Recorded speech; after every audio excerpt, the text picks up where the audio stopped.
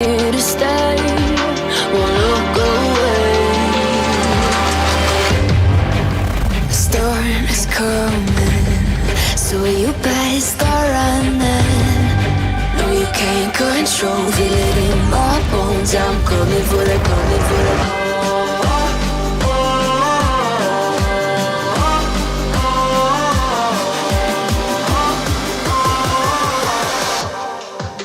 I'm coming for the throne.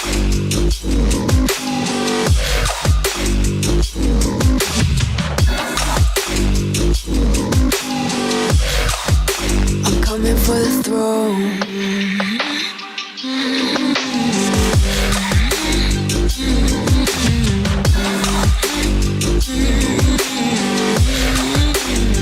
So you wanna be my enemy?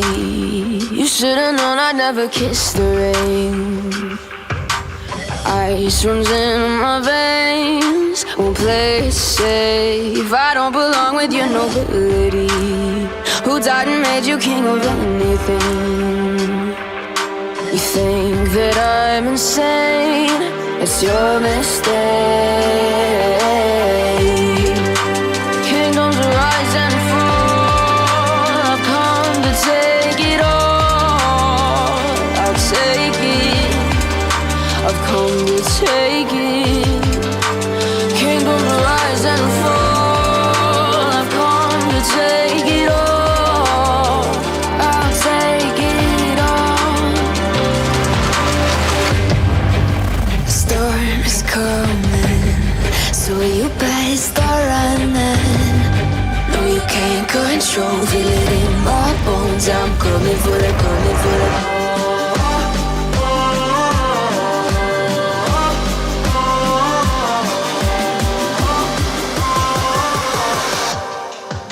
I'm coming for the throne.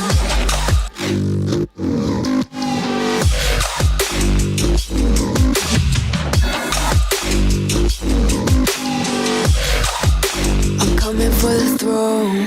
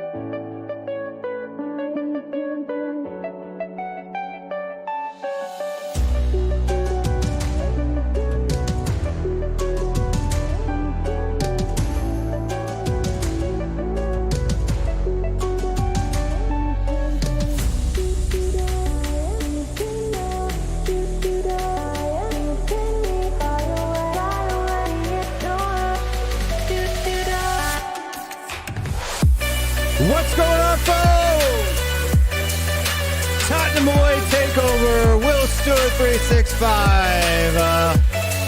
This is a THFC Rant Show, post-match Rant Show. If you don't know, get to know. My name is Will Stewart, and you are watching the post-match Rant Show for the 2-0 loss at home to our rivals down the road, Arsenal. What are we going to say? What are we going to do? A lot of things out there, a lot of comments, a lot of angry people making all sorts of noise. What are Will's thoughts on today's game? Besides the first 10 to 15 minutes of the first half, Arsenal pretty much controlled. We're the better team in the first half. Even though I thought that there were some good things before us, but the first half, the own goal by Hugo Lloris completely changed the atmosphere, completely changed the game, completely set things in their favor. Came out the second half, started fighting hard, but we did in the end, couldn't score any goals. And when you give away 2 goals early on, there's not a whole lot you can do if you don't score. But let's see who we got in the chat. Who's been here? Who hasn't been here? Who is saying good and fun things about everybody and everybody else? What do we got? What do we got? What do we got? Let's see. We've got Barat Jane. Arsenal fans need more clowns like William. Thank you very much. I appreciate that. What a legend. You don't need to watch, my friend. You don't need to watch if you don't enjoy the show. But that is what it is. And we can continue to talk about other things. James Joris, I don't disagree with you, my man. How you doing? How do I say this to someone who gets online and likes to berate people? I don't know. It's tough. It's tough for sure. William McKenzie's in the house. Big up William McKenzie. Link is pinned to the top of the chat. If you want to join the show and have yours say, all you got to do is click that link there and join the show. We'll bring you in just in time. Will Stewart on Tottenham Away. That is right. Will Stewart THFC post-match show. Right now we're streaming on both channels, Will Stewart 365 and Tottenham Away. We'll be killing the Will Stewart 365 probably about an hour into it. So if you want to make sure you see the whole show, head on over to Tottenham Away and you can watch the rest of it. But right now, this is where we're at. This is what we're doing. Pyrex King, big up, well. North London is yours. And I'm guessing you're an Arsenal fan. What's going on? WKW, Will has secured a crapshoot show at Spurs vs. Goons. What is the cure to the crapshoot show at Spurs vs. Goons? There you go. We got Philly aim from Philly. Well, at least my New York Football Giants won. That's true. That's true. I don't know. I don't watch NFL, so I couldn't even tell you who won or who it didn't win. Is Mr. Post Office here? I don't know. I don't think so. Mr. Post Office is probably sleeping because it is what? How late is it over there in England? We got a guest over there that's going to tell us how late it is here in a second. Tony Go, annyeonghaseyo, Will Hyung Nim, thank you. Annyeonghaseyo to yourself. Hope you had a good day despite the garbage that we got going on. That was the game today. We got Jordan Beckford here. Big up Jordan Beckford, Levy, Enoch out, Lloris out, John Fitzpatrick. Big up everyone. Big up yourself, Mr. John. We'll hold that. I don't know what that means. B&B, Tottenham get battered wherever they go. The Arsenal fans are out in full effect tonight. Simos Funk, what's going on, my man? Big up yourself, my friend. What happened? Hugo Lloris is what happened. George is in the house. Big up, George. We got Tequila 316. Nearly 4 a.m. He says, New York, you heard. 3:44 in the a.m. That's pretty early and or late, depending on how you like to think about it. But let's start bringing in the guests. The first guest tonight. Wait, this isn't. That's not his music. I about brought him in off that music, but we got to play his own specially catered music. You know him. You love him. Dietrich Kane is in the house.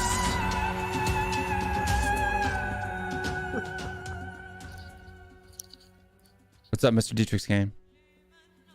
No, I just said it's a racist song. It would be if you didn't pick it out. Yeah, I did. But who else do we got here? We got another intro. Let's bring this gentleman in. You know him, you love him. He's actually at home right now, but not at his real home.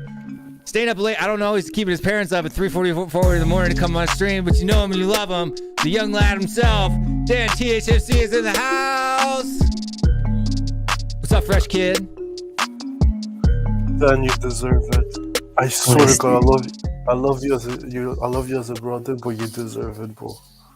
3,658 miles I traveled to see this load of. I told you it's gonna be the worst game in your life, and it happened. You know what usually happens after games like these? I usually throughout the day I get more used to the game, but I'm not even used to this, and I cannot get away from this game. I just want to run into a wall at the moment. Honestly, I cannot sleep. Run into a wall. But we got another guest who's at his home away from home, sitting in the back. You know him, you love him. The man who likes to lounge around in Mexico City tonight, Mari from That Spurs Channel. What's going on, my man? Well, today was not good. I was repping Spurs here in Mexico City. People know of Tottenham here. Yeah, they know Harry Kane, they know Sonny. And of course, at the sports bar, they were like giving that look like, not good. I'm like, yeah. I would be more depressed. I would be more sad. But, I'm with my girlfriend here. And, it's Mexico. Oh, yeah. So, Poor lady. And then my Giants won in the NFL playoffs. So that kind of eased the pain. So those two things kind of ease, the pain and stuff. So, Did the Dolphins win? The Dolphins lost in a nail biter. Time management. Yes, of course. Everything today is just fantastic for me. Absolutely fantastic. Yeah. So. All right, do you know where I am right now? You're in hotel? London. You're in London, in the UK. Dan, your parents are not sleeping. They should be. You should be, man. It's 3:45 in the morning. Yeah. What you doing?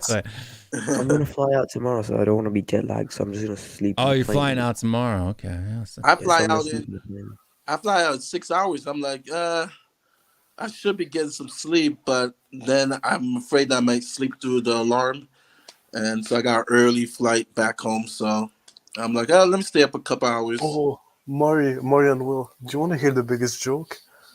Who spent close to how much? Like 10 grand in hotels, tickets, food to watch the worst own goal in the history of the game. That's all right. Don't give Dan too hard a time. But we got to bring in the rest of the guests. We got a guest here. We'll see if he behaves himself tonight. I don't know if he will, but if he does, he does. And if he doesn't, we'll just kick his ass out. Arsenal fan, Pyrex King is in the house. What's going on, man? Thank you, lads. Thank you for this welcome, mate. You know what I mean? No London's red, mate. We put you in your place, mate. This year it is. We've done the dub over you, Dan. I'm calling you out as well. You know what I mean? You had all the big one, fueling the Arsenal hate. You know what I mean? Kick him off already. No, he hasn't done anything. He hasn't said anything that's not true. They did the double on us. That's true. Right? No, he fuels the Arsenal hate. Dan fuels the Arsenal hate. That's true. Yeah. For what have I done? You're illegal. You're doing this, that, and the other. You know what I mean? You went after Egal. Big up, Dan. Good job. Yeah, Dan. big up Dan. Big up Dan, though. It was a good game, you know what I mean? Second half played better than us, though. I give you that. You know what I mean? Pyrex, There you go. Pyrex, he's an honest guy. Pyrex, I have a lot of respect to you, but don't say it was a good game because that was the worst North London derby you can watch. Even as an Arsenal fan, there was no entertainment. I have an Nothing. emotional attacks every 2 minutes. I just get electrocuted. It's called static electricity, my man. It's Oh, called by the way, Dan, watching Hugh play football. please enjoy your flight tomorrow and try not to have a seizure. But I mean, Dan, Dan, bro. regardless of the result Dan, today, you though, said you that had to. Spurs would win as well, mate. You know what I mean? You're mad at again, fella. But Dan, regardless of the result, you had to enjoy your time there. No, I mean, seeing the stadium and doing all that stuff. Mate, I was stressing over how much I was paying at the club shop, so I wouldn't give much money to Levy. That's the state I'm in at the moment. That's the state I'm in. Don't worry about it too much on that. But we got somebody else coming in. Change the battery pack on your camera, Dan. We'll bring you back in. My man, Kyrian is here, the mountain man himself. Spurs After Dark. Everybody in the chat, say hello. What up? How's it going, guys? What's going on, man? Yeah, that was fucking awful, wasn't it? I mean, it wasn't good. Yeah. I don't know what else to say except Enoch out, Levy out. I don't even care what happens. I don't even care what happens at this point. We just need to get the owners out, man. Kieran, sorry to cut you off, but usually when you come on streams, you have energy, you have you usually have a big energy. Now you just look.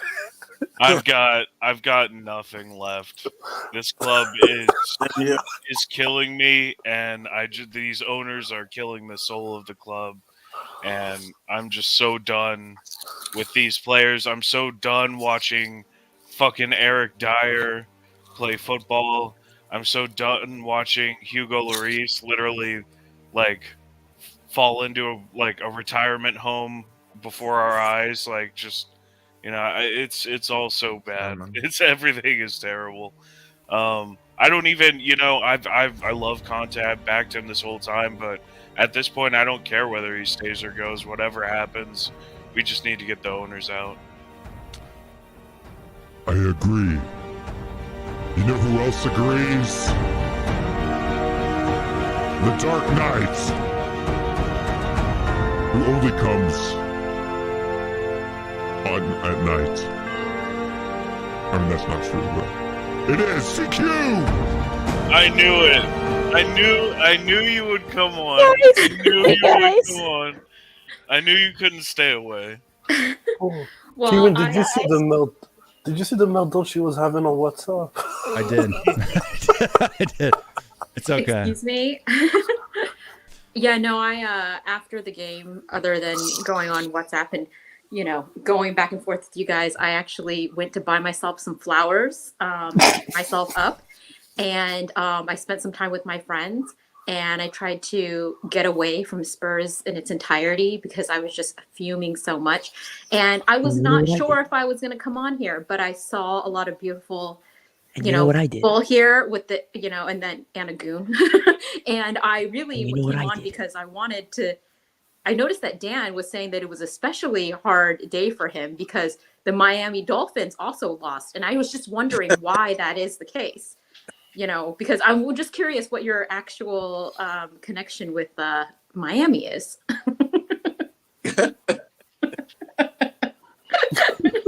What is life?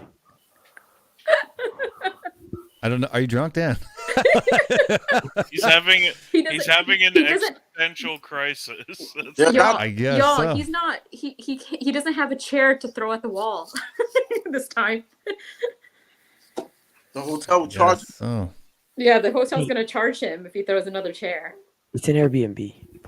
I don't care. Oh, I still they're still consider- Well, I mean, if I mean- if Miami was as good as Kansas City, you wouldn't have to play in a wild card match in the first place, right? So I don't care about I don't care about the NFL. I was just looking for some form of positivity in my life. But truthfully, I don't know how long I'm gonna last. I may bail out pretty early if I can't take it Yeah, anymore. and by the way, I will confirm.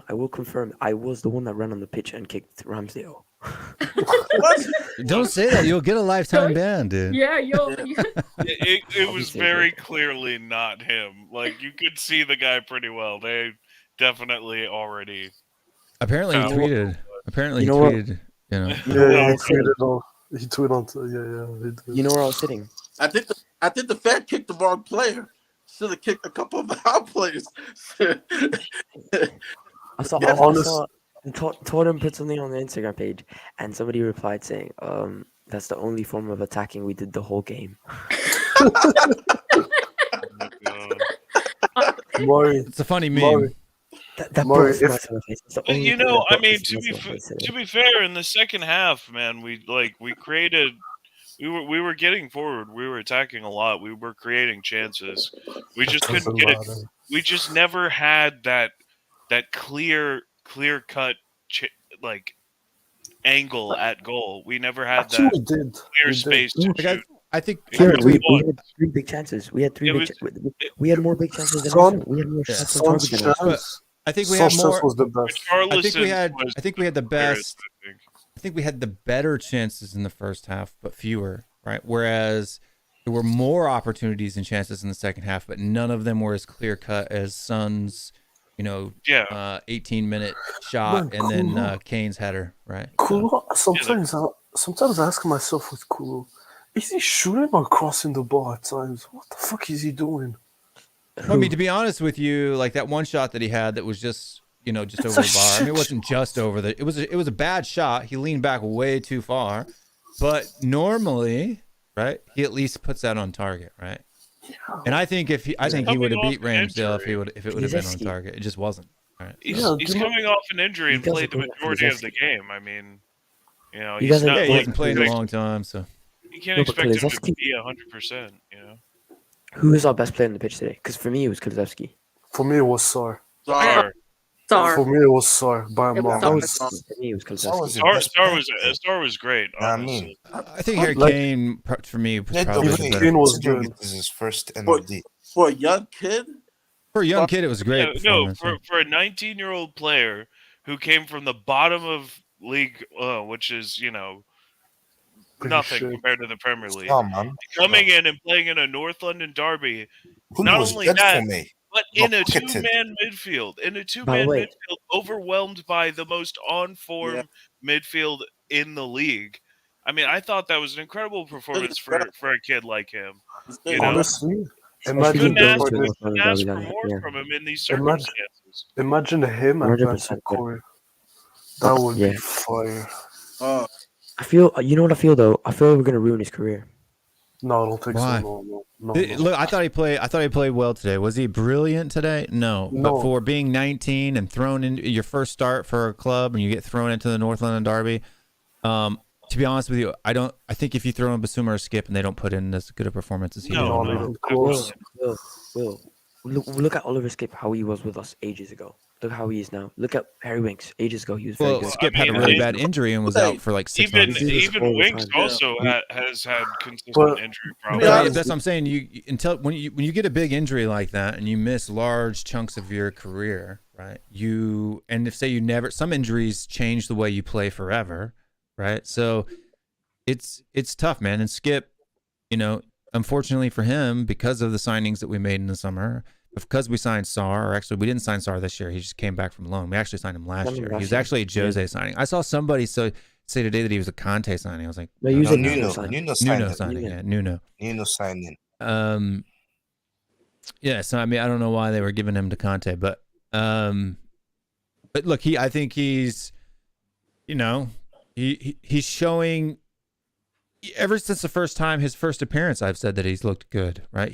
For me, he's confident on the ball. He's got a good pass. I can only see him getting better from where he's at right now. I outside agree. of- Especially considering you also got to consider he's being worked on one with Yaya Toure as well. So I mean, he's only gonna Exactly, learn man. and grow from working with him over Exactly. time. That's He's like that's Yaya perfect. It's Toure, the mate. perfect guy I to train mean, him. he has the minerals, man. I hate saying it Exactly. when he plays Yeah. Spurs. That kid, Pape Matistel, he's good in the middle of the park. And he reminds me of Patrick Vieira, I would say. Know what I mean? And But even Claude Yeah. Makelele, considering he can sit. Know what I mean? He has the by minerals, the way, man. yeah. By the way, do you guys know the news place called Go? Yeah. They're like the TikTok account that they go and interview fans. Yeah. Have I you didn't know ever- they interviewed fans, but I know goal. I know what you're talking about. Well, they interviewed me outside the game, and I went full on in Levy. You do. It's gonna Yeah. come in. Did you come throw out a chair soon. at them? I got a question. I got a question. Almost. Before I ask my question, though, we'll bring in the Canadian. I need to get some like good up like Mountie music for this guy because he kind of reminds me of a Mountie.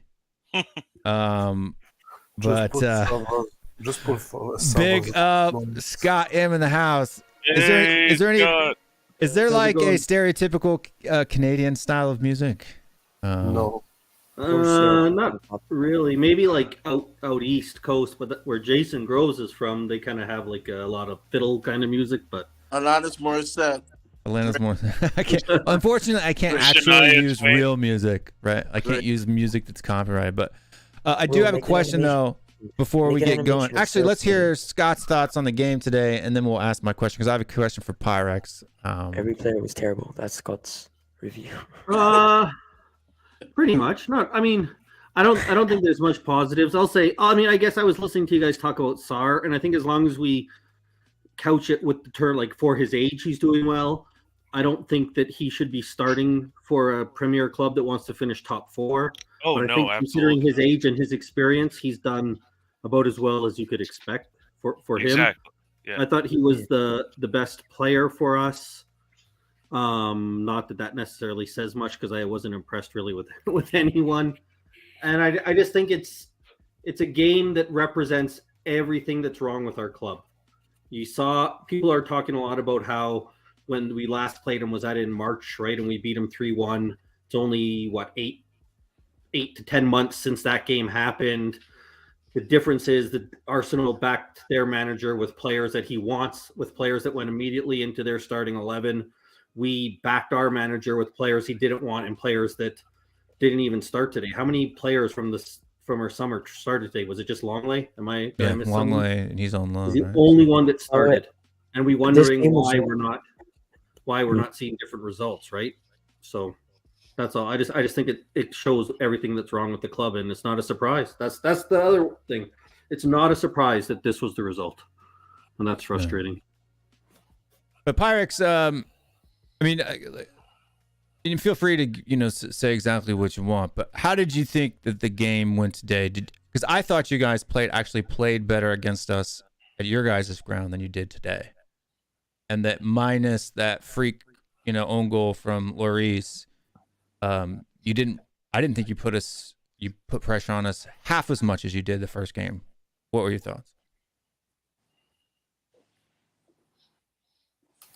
And he left. Just taking a break. For like the second half, but I felt like first half we had dues, you know what I mean? But second half it was in game management mode, didn't it? You know what I mean? That's why it gave you more chances and this, that, and the other. And you should have bought on Richarlison earlier, not half time, you know what I mean? Should have made in the 46 minute, Conte should have been more proactive. That's my only criticism. I mean, the first half. Comparing this game, won it first half. Yeah, but comparing this game to the first game, like the one at Arsenal, I thought because you like that game, the first game that we played each other at your guys' ground, you guys had like 30 something shots, right? 20 of them were from inside the box, right? Like that's pressure. For me, it was similar. This game, you guys had like 5 shots from inside the box in the whole game. Well, Right. you have to remember that most of Arsenal's shots came after we got a red card, and then from then on, they completely dominated us. Yeah, but I mean that red card came fairly early, right? But even in the first half of that game at Arsenal, it was similar to this one, right? It was 50. It was Yeah, kind it of was back kind and of forth. similar, but this one were more efficient. You know what I mean? Yeah, If yeah. you get what I'm saying. I definitely think that you went in to manage the game, which is good. But, and like a lot of people said, why didn't Conte make changes earlier? But for me, that first 20 minutes of the second half, our intensity was pretty high. Things were going pretty good for us, right? And it wasn't until about the 70th minute, right, where it looked like we started to actually need to start making changes, and that's when Conte started making changes, right? He brought in Richarlison at the 71st minute, brought in the other guys around the 74th, and then ended up bringing Brian Hill in at the 88th for whatever reason. I guess it's probably just a save. At that point, it's just to save Kulu's, legs from seeing that he's just been back from a long injury. But I didn't find fault with Conte at all today. I didn't. Right? Who's he going to play? Basuma instead of Sarr? I don't think there's a big difference there. No, Who's he going to play? Perisic or Sessegnon? I think Saka would have. I think you would have seen a great game from Saka when he had an average game today. For I me, would have played Ben Davies instead of Longley. I honestly would have. No. Longley's a better defender than Davies. No, he's not. Well, Longley's better on the ball. Well, no, what I'd Davies is do a is better play defender. Longley in the middle and then play Davies at left side. I didn't think center back. Dyer See was you horrible lads. You know today. what I mean? He wasn't That's good. true. That dip. You know what I mean? See you lads. Later, buddy. Thanks for coming on, man. You're always welcome on the show. Yeah. I don't think there's a change that Conte could have made that I would think would have changed much, right? No, nothing would have over changed. Sessegnon. Yeah. Do I think that changes the outcome? Not really. The only two issues I had with him, first, Sessegnon didn't work, but I'm not gonna blame him for that. The second thing that pissed me off, after 45 minutes, I was taking one defender, go to a 4-4-2. Because you're losing 2-0, so what's the point of staying 3 at the back? We kind of switched to a 4-3-3, didn't we? Halfway through the game? No, but after halfway through the 2-0, second half? no, after one second half starts, go all out. Yeah, but what I'm saying is, look, there's a lot of game left at halftime, right? There's a lot of game left. And if the only thing that you really conceded was that weird freak Lloris, which at this point it's not really so freak anymore because it's happening more and more frequently this season. Own goal by Lloris, and then the only other two after that goal, Arsenal only had 2 shots on target the entire first half, both from Odegaard and both from 30 yards out. When it comes to Lloris, who was the guy that was here in the summer saying that he had to get out? Everybody. No, it was not. Well, we I needed- didn't say he needs to get out, but I wasn't happy. No, but who was happy that we signed Fraser Forrester, right? No, was he better than I- Joe Hart? Yeah, right. I But was was anybody getting excited hate. about that? No.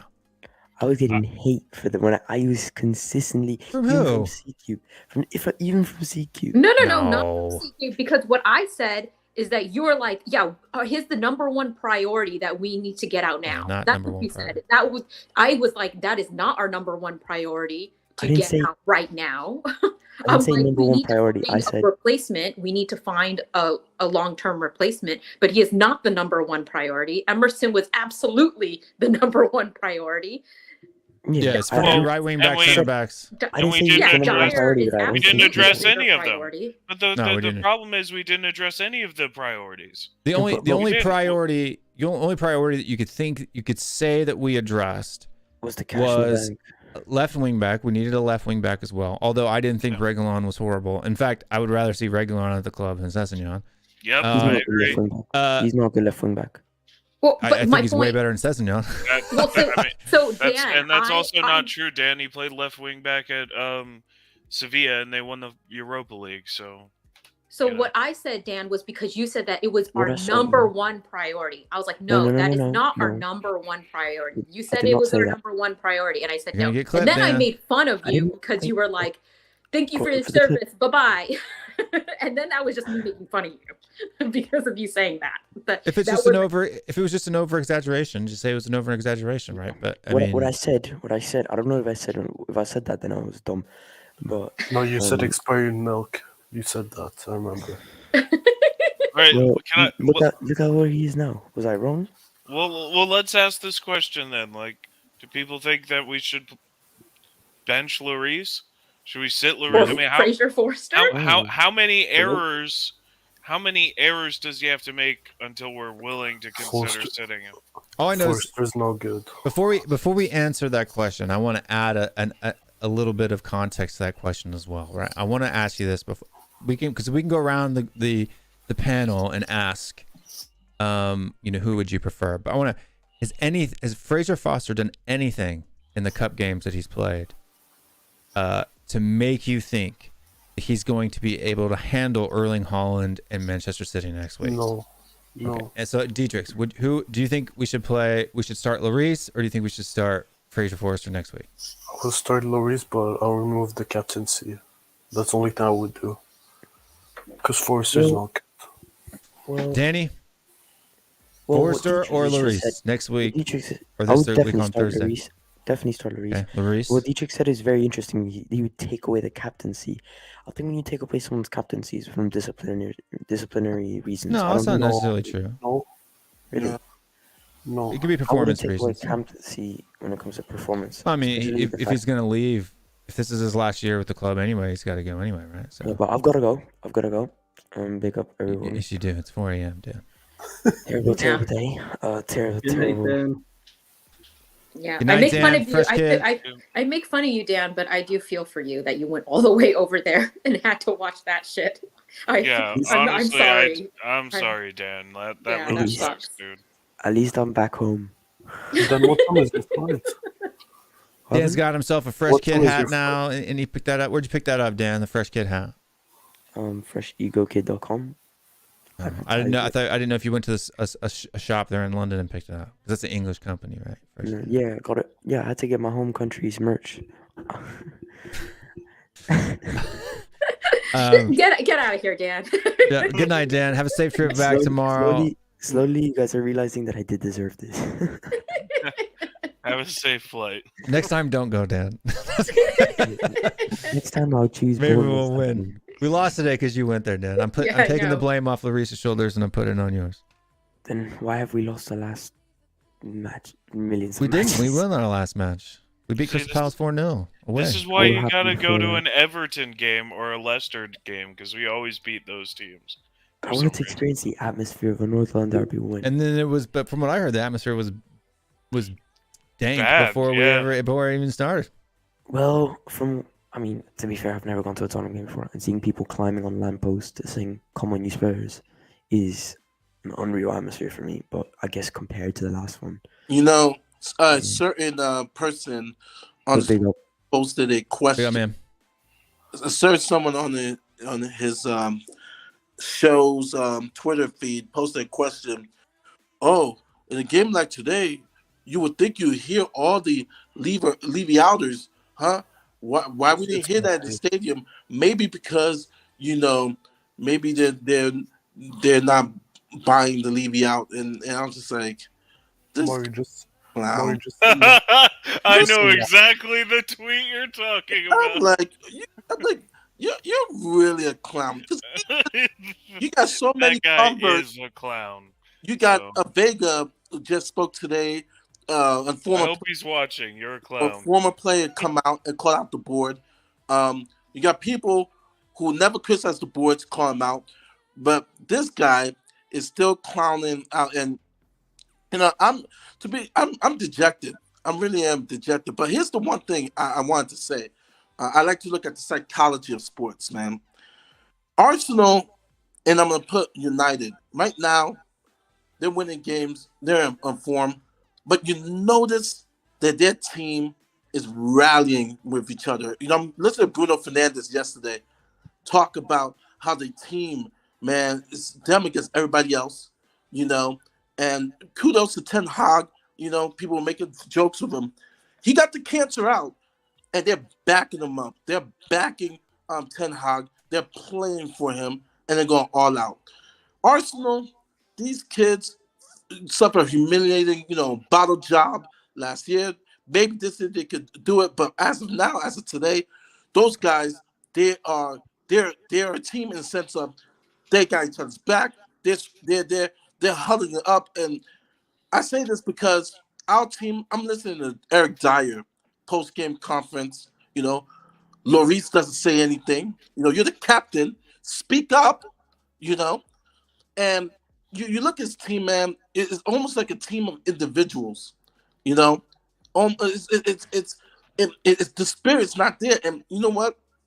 It comes from the top. It comes from Daniel Levy and Joe Lewis, and I just think the spirit of the team, it's just not there. The spirit of the team is helping Arsenal. You know, stats don't show, but when you get 11 men, or whatever sport it is, and you get them all saying, "Yo, we're gonna run through a brick wall," people are disrespecting us. They don't think we can win. They don't think we can do it.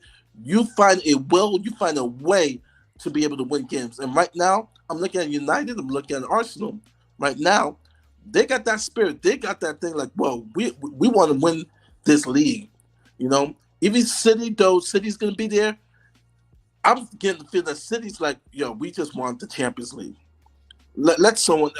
That's the feeling I'm getting. But with our team, it's that's why I'm almost surprised. I don't care. Honestly, I don't really care. I don't. Well, I think we got a new guest to the show. At least if he's been on before, it's been a while. Back in the back, I don't know where you're from. Welcome, Elias Krishan. What's going on, my man?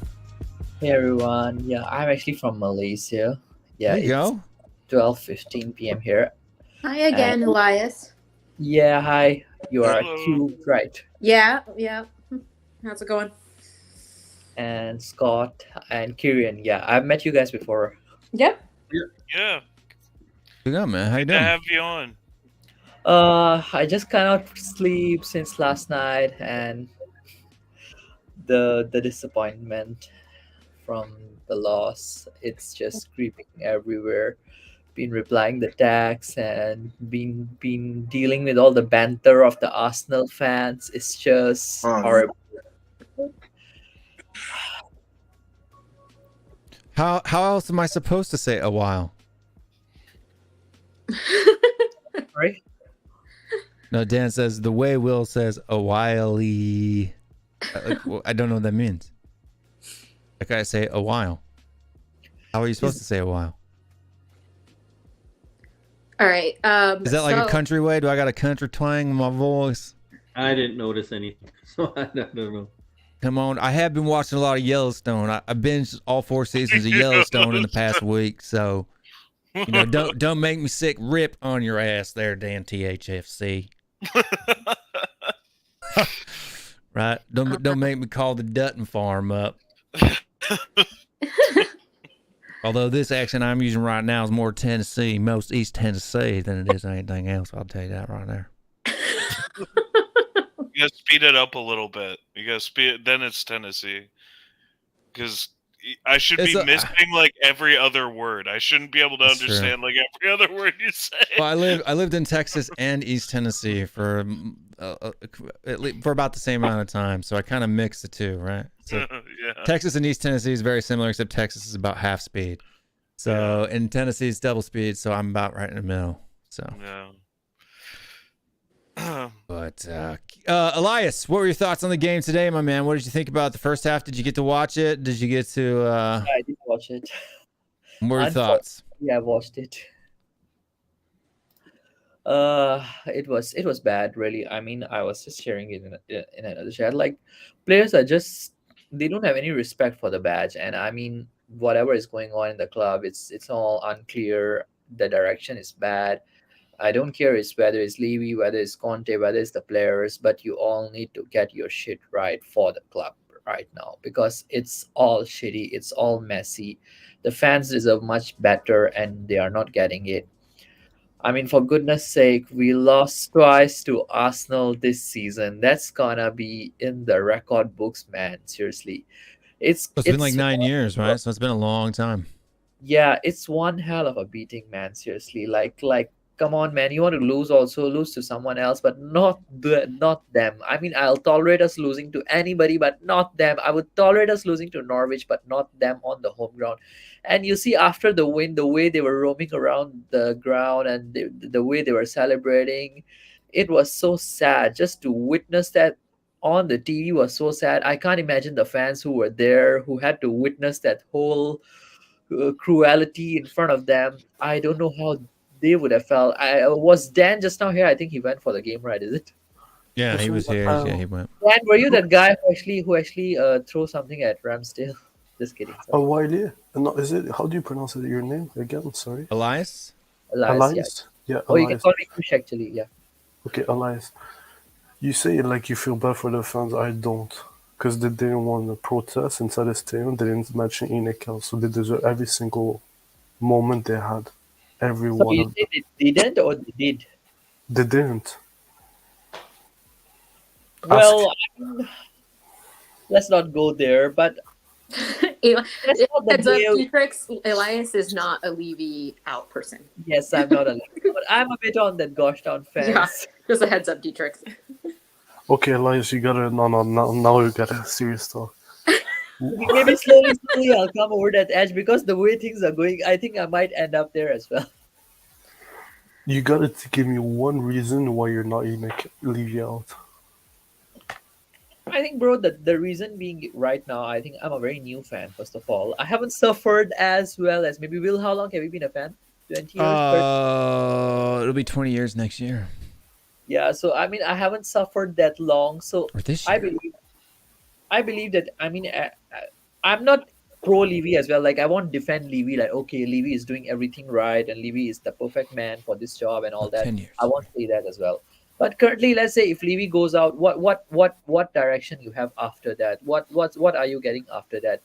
Is it a guarantee that what the owners that you'll get is much better than Levy? Yeah, I 100%. that's a bit delusion. And that's the same sort of delusion that some of us have that okay, Levy and Enoch can get the club going. And I think that the same delusion that some of the Levy out fans have as well. That you can get an owner that's better than Levy. There's no guarantee out there. The devil that you haven't seen sometimes can be worse than the devil you have seen. I know whose videos you've been watching. Here's all right. I just want to. I haven't been speaking. I haven't been speaking, so let me just give a chance to like touch on some of the Levy outs, the Levy in stuff that's still going around. Some myths that I need to squash because some of this stuff is ridiculous. One thing you always hear is, "Oh, you don't want to do a Leeds." Oh, remember when we had Alan Sugar and we almost went bankrupt, or Irving Scholar, we almost went bankrupt, and all this stuff. That's not going to happen anymore. It's literally impossible. The top 6 clubs are financial juggernauts. They're simply too prosperous, too profitable to ever be in that situation again. You will never see a top 6 club in the Premier League get relegated. You won't see it. It won't happen. These owners have too much money and the businesses are worth too much that anytime a club is in that much trouble, they will dump money in the transfer window. They will sack a manager. They'll bring a manager in. They'll find a way to stay up. And we haven't seen any of those clubs relegated in the Premier League era. There's a reason for that. It all happened before the Premier League era. Can I say something? It doesn't. Well, hold on. Let me just I got a couple things I want to get through real quick. It does. So it's never happened in the Premier League era, and it never will happen, especially now because it's more profitable now than ever. So it doesn't matter who comes in and runs the club. Tottenham will never go bankrupt. Tottenham will never get relegated. Period. So we don't. That's not a rational fear to have if you understand the amount of money in the game and literally in Tottenham just as a brand, a property. Another thing we hear all the time is, well, how do you know that they're not going to change? They're not going to invest because we know why they own the club, because it's literally what Enoch does. They are a property speculation corporation. They're an investment corporation that literally just speculates on land. They buy up land, they develop land, they sell it for money. Or they lease it for money. This is what they do. And this is what they've done with Tottenham, is by improving the facilities of the team, that has allowed them to also increase their revenue for the team, which they can then take excess revenue and put that into more investments in the land around Tottenham, which they have done. They've bought up half of Tottenham, and they're all redeveloping it and gentrifying it now. They're going to make ridiculous amounts of money off of that. Also, I am now convinced, this is my last point, I am now convinced that Enoch are planning to sell the club within 5 years. But I think once their development projects have all completed and they're all operating businesses and they have all those constant revenue streams in place, they will sell the club. Now, with the club, they will not sell the stadium because the stadium is actually owned under a different corporation. So they can keep the land that the stadium is on. The stadium itself, the building, that will still be owned by the club. But the land the stadium's on, Enoch will own that. Tavistock will own that. All the land around Tottenham, But they'll bro, own that. sorry. So the new owners will then pay rent to Enoch. So either way, they've completely captured all the revenue streams around the club and within the area. And the thing is, now we're at a point where Tottenham cannot progress further without significant investment because all the other clubs have surpassed us. Newcastle, Man United, Chelsea are spending big. Liverpool will sell, probably bring in a much richer owner that will spend even more money. So the only way for Tottenham to keep, not even just progress, but to keep up and stay in competition for top four is massive investment. That's against their business model. They're not going to do that. And by not doing that, Tottenham will fall down the table and the club valuation will decrease. So they have to sell. They have to sell in the next few years to get the maximum profit that they can on the club. I will say this. Being very familiar with Tavistock, being based out of Orlando, unless his kids wants to run that entity, I do agree with you. Joe Lewis is going to be like, hey, look, I got to sell my 70% of shares or 80% of shares that he has in the club. I will say this. That familiar show that you've been watching and where you come in, I posted this on the WhatsApp group and I basically called it "To Fear is to Do." Basically, that's our motto. To fear is to do. You cannot live this life living in fear of what ifs, what ifs, what ifs. And I think that's a real cop out. I think it's part of the Stockholm disease. I think it is of, okay, we were in trouble with Alice Sugar, right, which happened in the 90s, as Tyrion explained, totally different economic, different world of the Premier League at that time, right? They came, they were the heroes, they saved us from disaster, right? Great that they did that. But the problem is now, because they did that, it's basically has brought this fear of, since they saved us, because post-traumatic sugar disorder, right? Post-traumatic sugar disorder, they saved us, and if we go like the way of Leeds or whoever owner, we may falter. Which, as Kyrian broke it down, but even if he didn't break it down, it's that you can't live this life. You cannot run a business. You cannot buy on what ifs, right? You yes, you do take a calculated risk, but you have to dare. You have to do. That was the motto of our club, and proof has shown in the 22 years Enoch has been in charge, there's only been one trophy, and it's the lesser of all trophies. So it's whenever I hear people say that, it's a cop out. And people don't only say that for Tottenham, but I hear people say that in life. Well, if we did, get out the box, leave the plantation, don't get stuck in it of the what ifs. Right, that's what the big channels try to do. The huge influencers try to do. They put the fear in. Well, accept this crap, because what if we get an owner who's not the same religion as our current owners? Oh, well, what if Maury, this is the same Okay. thing people do in politics, right? You do They have do to this let in Elias politics answer at some as well. point. You can't argue for better. You can't hope for better. Oh, because what this horrible thing for happened. You can't you can't What if vote for this because you never know this might happen. they might be That's racist? ridiculous. They may- Hold on. It's just illogical thinking. Yeah, It's it's not- It is, but irrational, I want to hear. emotional thinking. I want to hear what Elias's response is to what you guys have said. But as we do that, I'm going to bring in Eugene. But go ahead, Elias. We'll talk to Eugene in a sec. What do you think about their thoughts of saying the what if isms and you know better the devil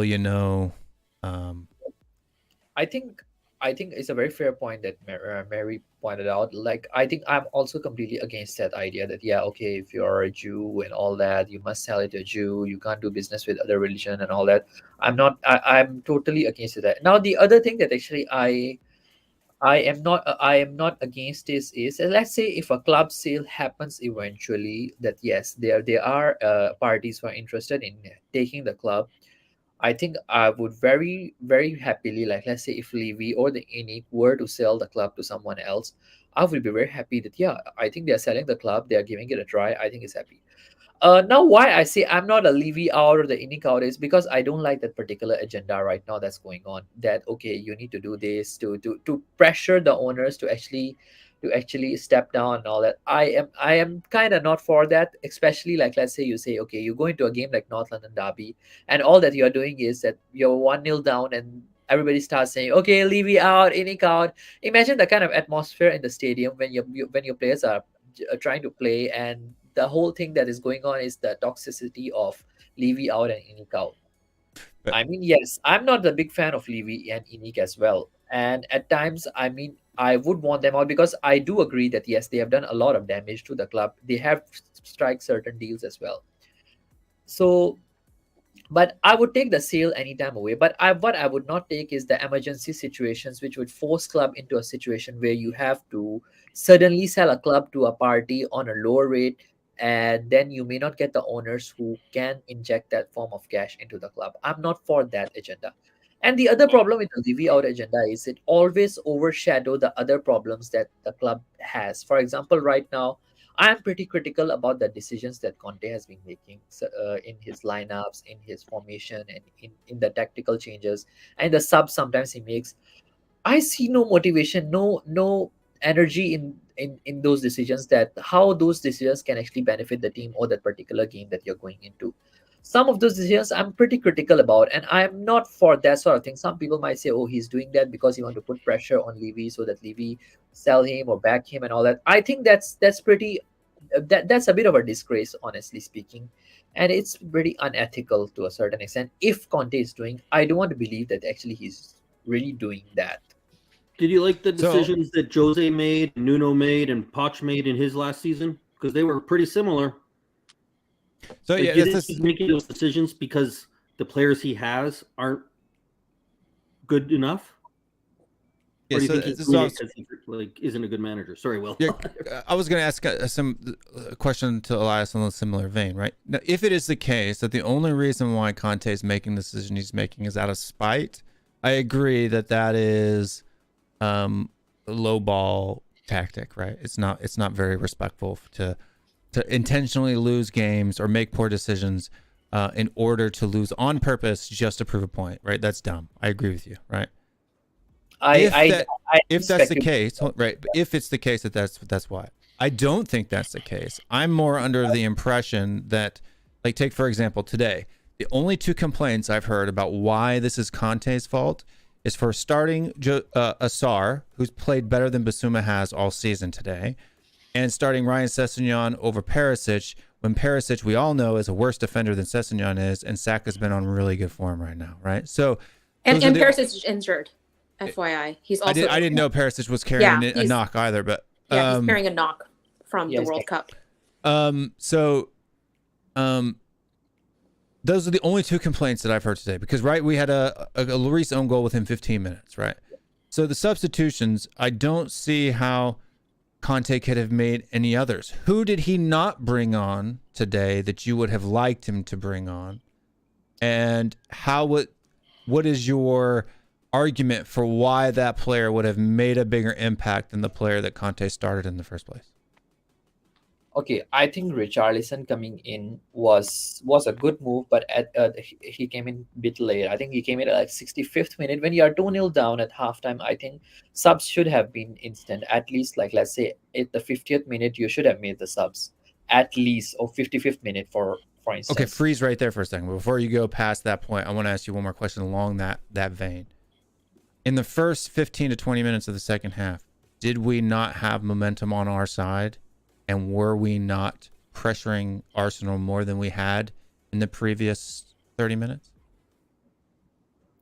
Very, very, very few occasions. Very few occasions, I mean, actually. the majority of our possession in the second half came in the first 26 minutes, right? The majority of our chances. You're talking about the first 20 minutes of the second half, right? Yeah. Yeah, they were positives, but I think they could have been better. But we were lacking the quality in the final third still. Right. And so, but what I'm saying is that at that time, right, say, for example, we start the second half and things still continue along the vein. He doesn't see a reaction from his starters. I would say he probably makes those subs earlier. But the fact that he did get a reaction, right, the amount of possession, the chances that we had in the second half, probably delayed up until about the 70th minute, right? It was when Richarlison came on, actually, the 71st, I think. 65th minute. 65th, if I'm not mistaken. I think it's 71st. But I could be wrong. But I have to check the stats. Yeah, carry on. But if that's the time when Conte noticed that he needed to impact the game, at that point, it's a bit late. Is that a mistake? It's a mistake. Honestly, it's a mistake. Yeah, Richarlison came out in the 71st minute. 71st. Okay, yeah. But even though, I mean, you see the nature in which Richarlison came on, he actually took over Doherty's place. So what kind of system that you're playing? I mean, for instance, I was thinking that maybe Conte might go with a 4-2-3-1, for instance. It makes sense when you have like you have two strikers and two wingers. That's the system that actually makes sense most of the time. Then Kane plays as like the number 10, and then you put Richarlison as a number 9, and then the wingers go straight. But he didn't play that system as well, which was kind of like, okay, so is Richarlison playing a wing back, or is Kulu playing a wing back? It was kind of messy all over the place. We switched to a 4-4-2. We switched to a 4-4-2. So Richarlison was up top with Kane. Son and Decky were playing wingers. Romero was more of a right back-ish. And Sessegnon and later Perisic was playing like a left back. So that's what when Conte switches to be more attacking, he switches from the 3-4-3 to a 4-4-2. That's usually what he does. It looks in possession, it looks more like a 4-2-4. That's his what 4-2-4, 4-4-2 is the same difference, right? Yeah, I mean, yeah. Potato. So Elias, I'm actually, I don't know how long you've been a fan, but I haven't been a fan for very long. So I'm probably the person that on this panel has probably been the fan for the shortest amount of time. So I kind of understand what you're saying in regards to you're like, well, I haven't been suffering all these years in the same way that everybody else is, right? Or has been. So I understand that. I'm actually not as passionately Levy out as some of the other fans that are super Levy out. However, in a general sense, I am Levy out and Enoch out. And the reason why is this. I believe that if you are looking at the entire club that is currently a mess, which you said, you acknowledged. You're like, players, Conte, blah, blah, blah, all of everything is a mess. So if everything is a mess, then that means that the boss of that entire club, of the entire mess, whoever's responsible for the mess, if all of it is a mess, is the one that is the most accountable. Because if you have a company, for example, and everything is a mess at the company, then the person that should be held accountable is the CEO of that company. And right now, Levy and Enoch, they are the owners, they are the CEO. So the buck stops with them ultimately. And in the previous times, it's not like they have not changed managers or they have not tried other things. But those things, ultimately, they tried, but they only did it for halfway. The things that the owners had to actually do, like investing, giving them the backing, getting all that stuff in order, they haven't done. So I get what you're saying in regards to, you haven't suffered through it. I haven't suffered through it either. But from just my point of view of just a logic standpoint of just looking at it, I mean, we all know that Enoch are going to treat the club like a business. right? Because that's what they care about. You know, they're investing it as a business. But us, as essentially the customers of that product, as fans, what we want is trophies. And they have not given us the product that they are supposed to sell to these customers, which is a trophy. So all these years that they've been at the club, owning the club, running the club, all that entire time, maybe they built a nice, beautiful stadium. Maybe they've, done some other things that are great, whatever. But ultimately, what the fans want the most, at least I think most of the fans, not all of the fans, I'm sure, but most of the fans care about a trophy. So if they have not given us that product as their customer, then they have failed. And so that is the reason why, for me, I want to Levy out or Enoch out, not because I have this great hate for them or because I believe that will definitely solve the problems. It's just because of simply the fact that they should be accountable for what happens. And I agree with you that you don't know if the next owners are going to be better. There's a risk involved in it. There is absolutely a risk. There can be a worse owner. But if you don't try and just take the risk, then nothing will change, right? Nothing will ever change unless you let somebody go or you fire somebody or you change something. But you can say, oh, okay, we'll change the manager, like change Conte, and then something will change. But Conte hasn't been there that long. So yeah, how long have you been a fan, Elias? 2 years or so. I became a fan during Nuno's period. Yeah, so Okay. I have two. Yeah. Actually, so I have two. I actually became a fan around the time that Nuno was on his way out and Conte was in. So I was actually a fan around that time as well. I did my research from before that time as well, but I started becoming a fan of then. So I get what you're saying, but when there are that many managers and they have already left or been sacked or etc., the only thing that hasn't changed in that pipeline is the owners. So why not? Why not try? Why not try a different owner? But I mean, can we change the owners? Really? I mean, you look at other. You're not changing the owners. What you're doing is you're changing Daniel Levy, who's a chairman, right? He's employed by Enoch. He owns equity in Enoch, but he's not a majority shareholder in that company. All they have to do is the board just has to fire him as chairman. It could be done tomorrow. You don't even have to change the ownership. Just change the chairman. So you're saying a situation like what Manchester United did with Ed Woodward, basically. Is that what you're Manchester saying? United, Arsenal, yeah, whoever, well, right? So you have Kroenke, John, or what's the Kroenke boy's name? Josh Kroenke. He's not the chairman of Arsenal. But it's that's still not enough. I'm sorry. Well, hold on. We can't just get rid of Levy. We need to get rid of Lewis. Hold on, Kieran. I just want to answer Eli's question in regards to can we change the owners? Yeah, it's not a matter of us being able to be like, yes, we want different owners and then they will just change, But there is something to trying to put pressure. It is something to be like, we're not happy with the situation.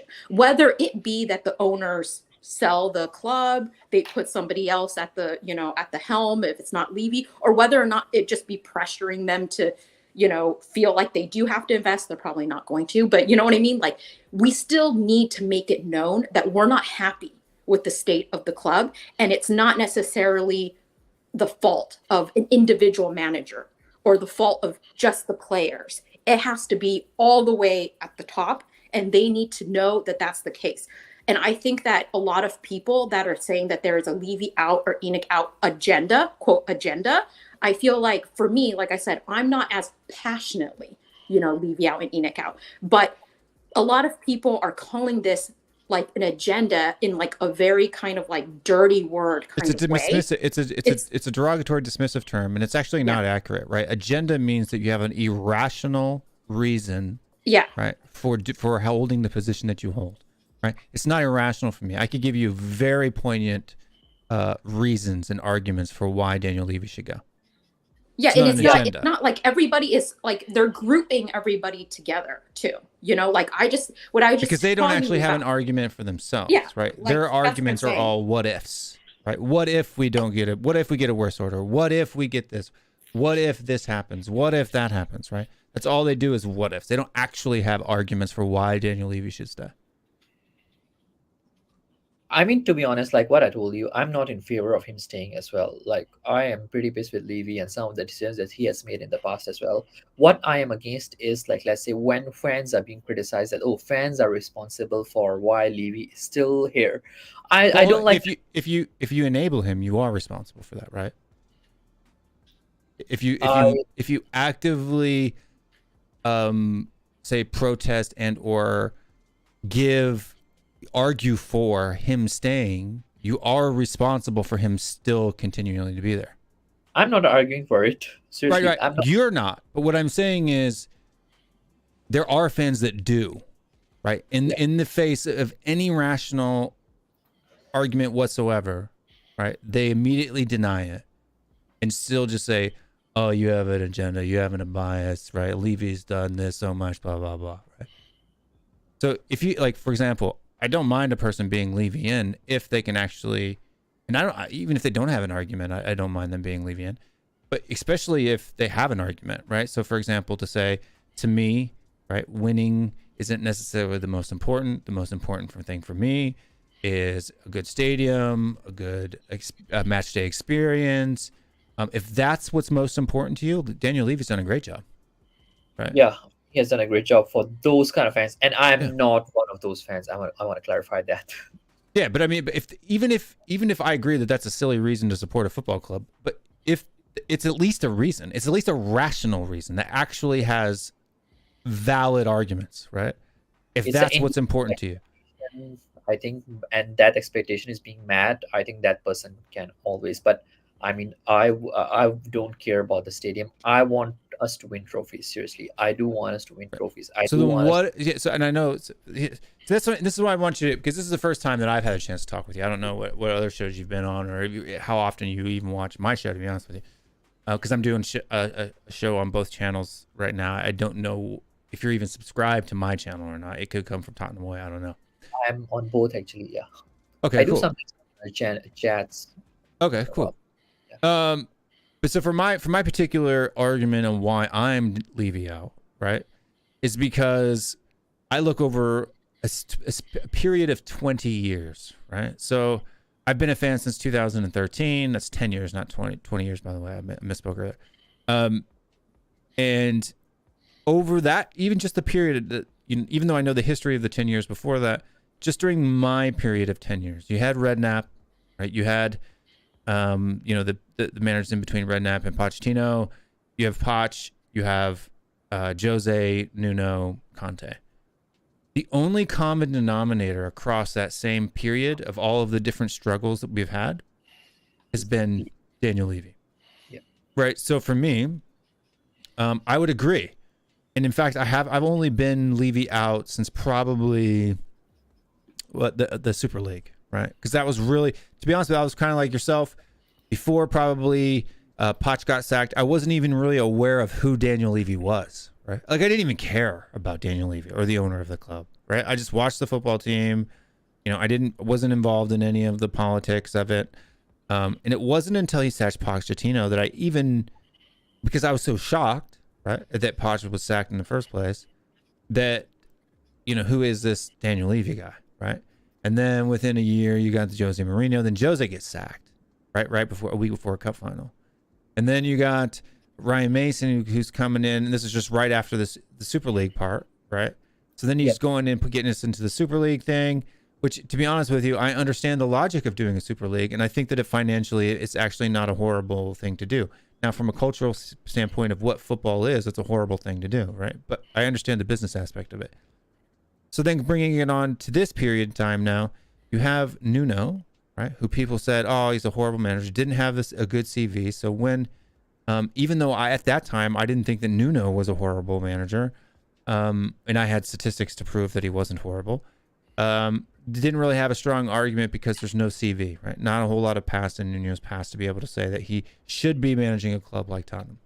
So even though I was football under Nuno was god awful to watch. Debatable. I mean, but then you have Conte come in, right? And Conte is doing so successfully last season for us, right? Getting us to top 4 when we didn't even have a prayer. We were sitting 7th and 8th at this time last year, right? Far worse position last season at this time of the year than we are this season, right? So we're in a better spot today than we were this time last year. Then you have, so why is this Conte's fault? If you have same players, right? Manager comes in, right? We buy 5 or 6 players, maybe 2 of them are good, right? Manager gets sacked. We buy 5 or 6 more players, maybe 2 of them are good, manager gets sacked. Don't you think that if you really look at it, if you're really to be critical of Tottenham Hotspur as a club, it's not the manager, because the manager is not a common denominator, right? It's not something that happens in every instance. The only thing that is constant in every instance of failure is Daniel Levy and his policies when it comes to transfers, right? So for me, that's why I'm out. And I don't think that's an agenda, right? That's just a fact, right? Yeah. And until that, so now, can I become Levy in? Yeah, if he changes his pattern of behavior that he's had for the last 20 years, sure. I don't have a problem with it. My problem isn't with him as a person, right? I'm bald myself, so it's not like I dislike bald people, right? I wouldn't have guessed that. Yeah. No. Will shaved his head in a she's trying to be like Levy. Yeah, solidarity with Levy. You know, and so it's nothing personal, right? And that's the problem. So you got guys, and I'm gonna mention names, right? I'm not saying that they're bad people for holding these views. I'm just saying these are the people who hold these views, because I don't like it when people suggest who they're talking about. I like it when they're being honest.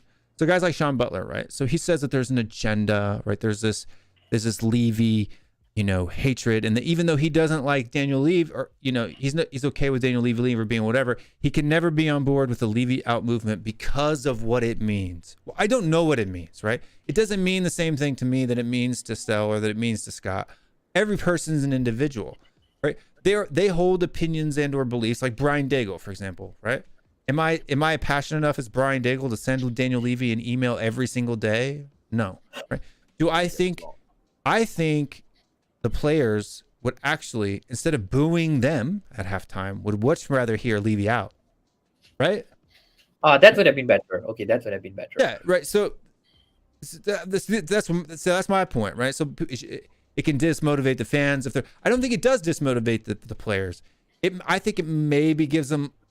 It takes a little bit of the pressure off of them, but I don't think that the pressure should necessarily all be on them. I think the players and the owner own it 50%. Why? The players are on the field playing, right? They're adults, right? If you're not self-motivated as a professional, you shouldn't be a professional, right? Yep. Every pro professional in any other sport is there because they were self-motivated as a child growing up and doing the things they do to get where they got, right?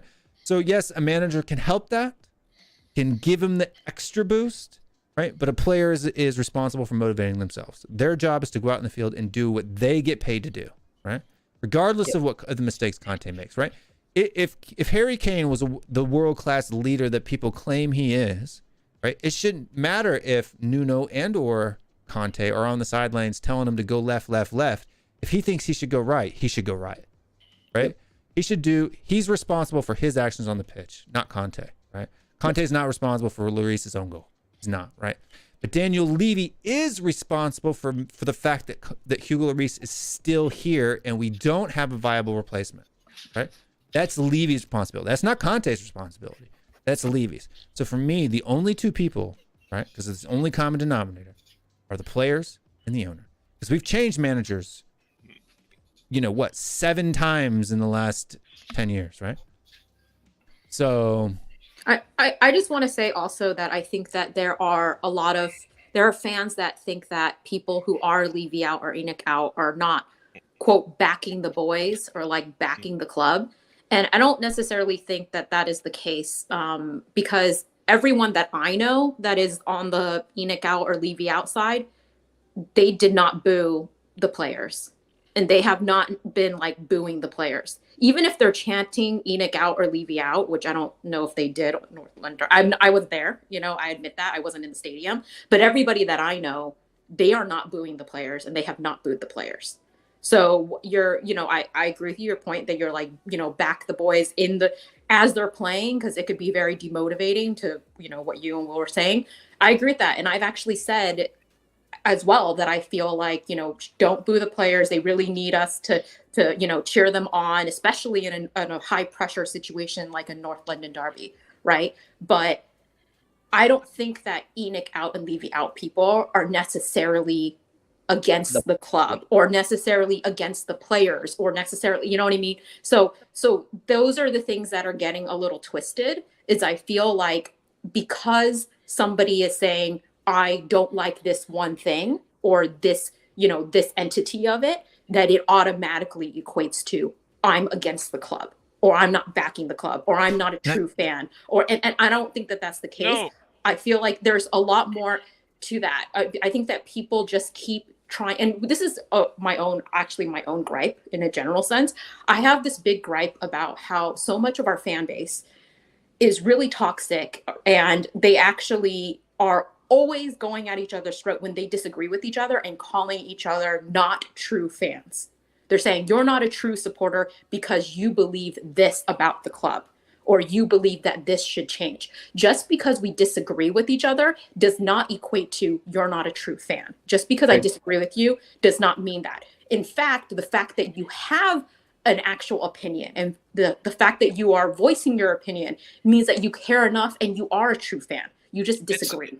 The fact you're on the show right now means you're a true fan because the majority of fans could care less about what goes on YouTube. Right? It's like saying if you disagree with what your government does, then you don't love your country. Exactly. It's ridiculous. It's just on its face. It's ridiculous. Because I'm about as patriotic as you can get, and I'm about as critical of my government as you can get. I mean, it's silly. It's all because, like Will said, they don't have an argument, so they try to shift the argument to attack the people, try to make it out like you're doing something wrong because they can't back it up with examples of quality things that Levy has done, that Enoch have done on the pitch, right?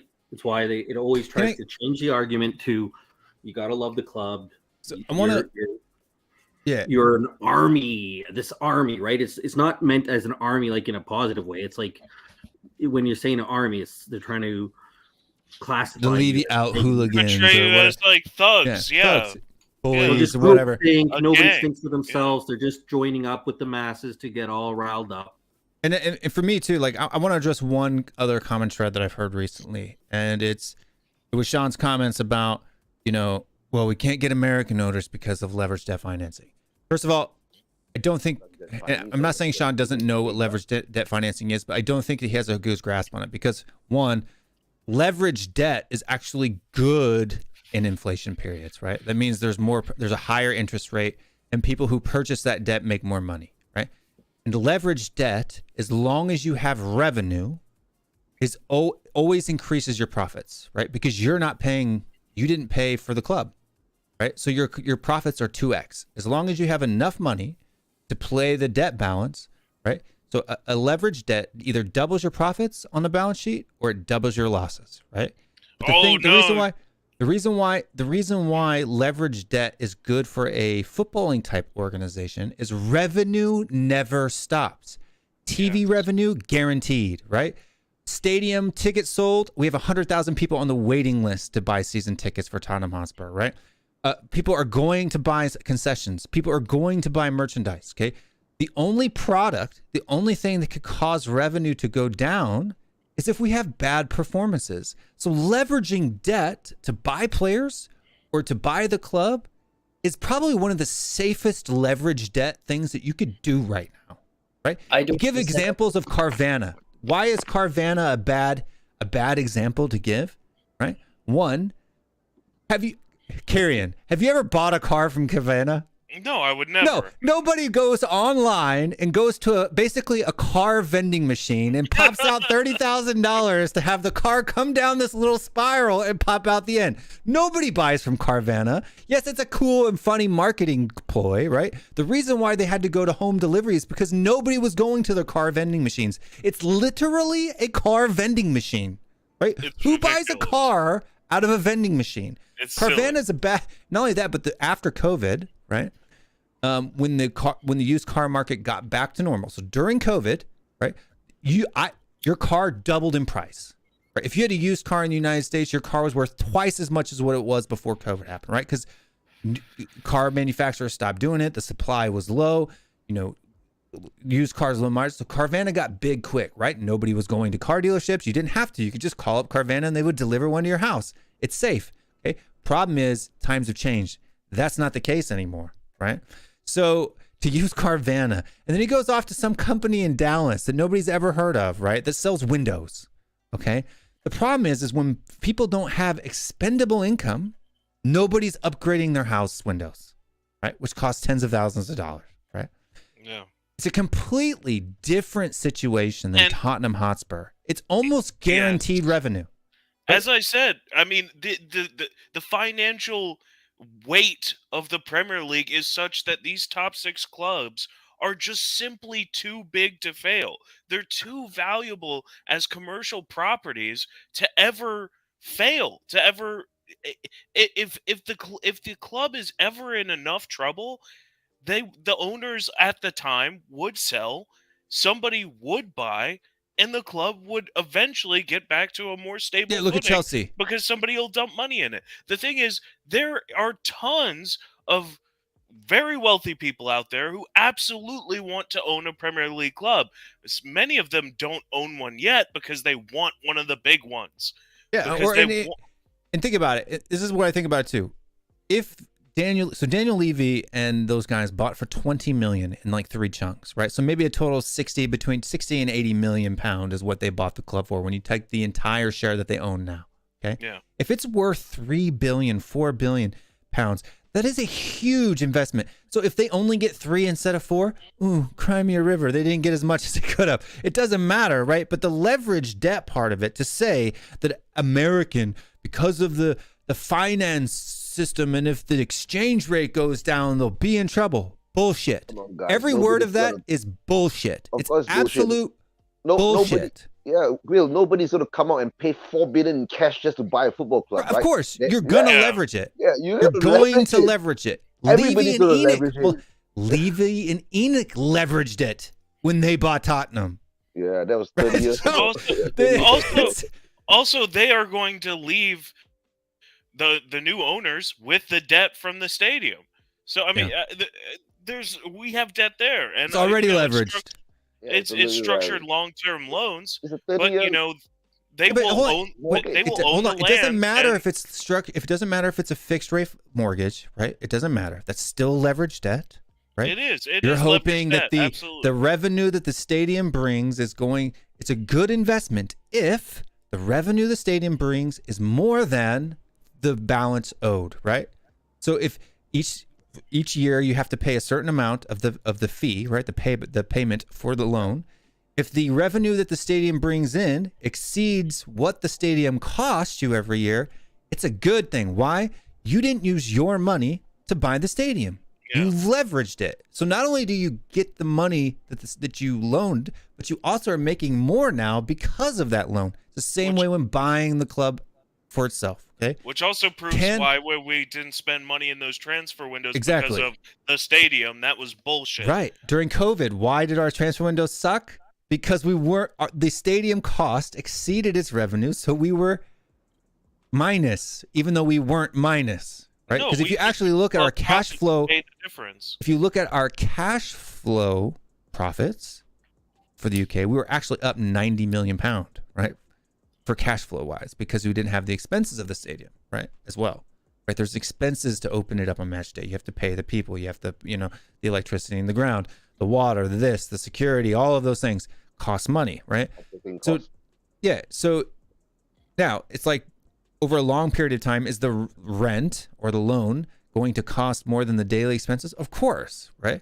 But over time, right? If it is a net positive, you win in leverage. Can leverage debt be bad? Yes. If you're selling a product and or service, right, that isn't guaranteed. Is our 20 games a season guaranteed? Or 38 games a season guaranteed? Yeah, it is. It's guaranteed. We're in the league. We get 38 games, right? Is the TV revenue guaranteed?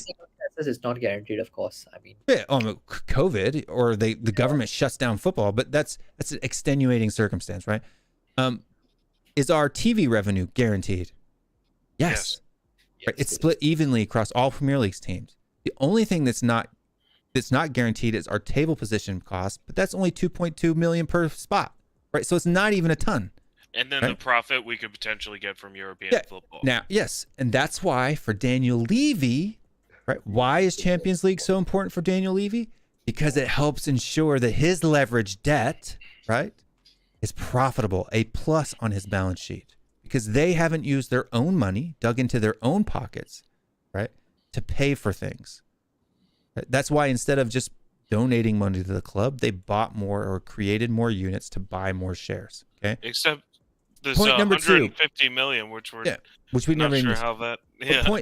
point number 2. Oh, let me bring Paul in. Sorry, Paul, I forgot that you're sitting back there. The point number 2, the different on the oil money thing. I've been arguing with people on Twitter all week about this silly thing, right? Oil is amoral. There's no morality attached to oil. QSI, for example, let's just use QSI as an example. They may be owned by the state, right? But the judges and or police that are doing things that people don't like isn't QSI. QSI is not arresting anybody. QSI is not doing any of those things, right? Their owners may own or be a part of another thing that does do those things, but QSI doesn't do it. QSI, for people that don't know, has invested more into women's football in France than any other company in France ever in history, right? Have invested and done more for the women's game. So the fact that in Qatar, by the way, who's the players' parents were uncomfortable with being on TV, which is why it's not the government oppressing women's football in Qatar. It might be their culture, but their culture is based on their religion. And am I? I don't agree with it. I'm not Islamic. I have different views on those things, but I'm not a Muslim. If you're a Muslim and you have those beliefs, that's your morale. That's your moral set, right? It's not up to me to tell you you're wrong for having your ideas. I can say that I don't agree with your ideas, but they're yours, right? Yep. If that's your worldview, not mine. So just because you have a different worldview than me doesn't make you immoral. Doesn't make it blood money. Because first of all, how many people are dying from oil? Well, not near as many as diamonds. I just laugh at the idea that there's such a thing as clean money. Right. Like in the first place. Like, you know. So that's point number 2 that he brings up. Now the third point is China. Okay. Yeah. I've worked with Chinese companies for the last 10 years, at least, factories. Every factory, in order to get the factory license, must, by law, right, be sponsored by the Communist Party, right? But it's not like the owners going and having dinner with the president or whatever they call the supreme leader or whatever they call the guy in China. No factory owner is sitting down with Xi Jinping and being like, hey, let's see how we can take over, England by buying football clubs. Nobody's doing that, right? This isn't TikTok, guys, right? It's just money. Nobody's opening. It's money. Exactly. It's No Chinese company is going to make some app so they can intentionally steal the 62,000 people that go to Tottenham's identities so that they can spy and do the work. This is the biggest conspiracy load of crack bullshit I've ever heard in my entire life. I disagree with that. Yeah, it's a bullshit. Right. Also, so what's left? Also, if you like, no, I don't disagree with you. I disagree with them. Yeah, I know, but I'm saying, so what's left? What is the other? The devil, Well, no. But land speculation is okay, which leads to I'd rather not go get homeless and shit. But the land speculation is okay.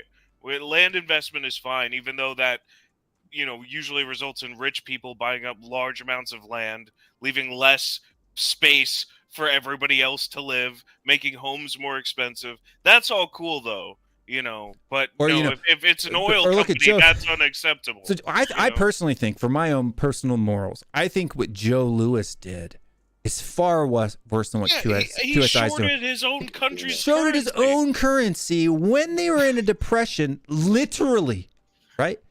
Exacerbated and helped with George Soros, helped cause Black Wednesday in the UK that led to, not joking, suicides. People actually killed themselves because of what Joe Louis and Joe Soros did, right? 2, people went hungry. right? So guess, was Black Wednesday, was that the currency failure because it changed the monetary policy of England, maybe a net positive in the future? Yeah, but you could have changed your monetary policy with literally out crashing an economy, right? Yeah. And so they intentionally dumped bonds to drop the price of the pound, right? And then bet against it. So it's basically insider trading, right? Now technically it's legal, right? And it shouldn't be. And you shouldn't intentionally be able to dump your stock just so that, and then bet against it so you can make your money back, make more, right? I think that's illegal. That should be illegal. If you own stock, you shouldn't be able to dump it in order to short sell it. I don't think that should be legal, personally. Right? But it is. Now, what he's doing in Argentina, right? Indigenous peoples, right? This isn't, right? Yeah. He's literally stealing their land, has stolen their land, bought it when he wasn't technically allowed to buy it legally, right? Engaged in cronyism by paying and buying officials in order to get permission to buy it in the first place, right? So if that's not dirty policies, I don't know what is. Yeah. Yeah, WKW says people lost jobs and homes too. I remember what Soros and Lewis did. There you go. Right? So this is what I'm saying. For me, that is more immoral than being a subsidiary of a state that might do questionable things depending on your worldview. I mean, don't ask me. And everybody knows that, of course, the United Kingdom has the most stellar reputation history for being friendly and peaceful to all nations. Some guy on Twitter, he brought it up, was like, well, Saudi Arabia, they killed some journalist in a thing or whatever who was an enemy of the state, blah blah blah. So I was like, so they assassinated him, right? Because he was a guy they didn't like. He's like, yeah, but he's a journalist, I was like, well, I mean, his job doesn't give him any special privileges. Yeah, I think that's horrible. But how many people did Barack Obama assassinate?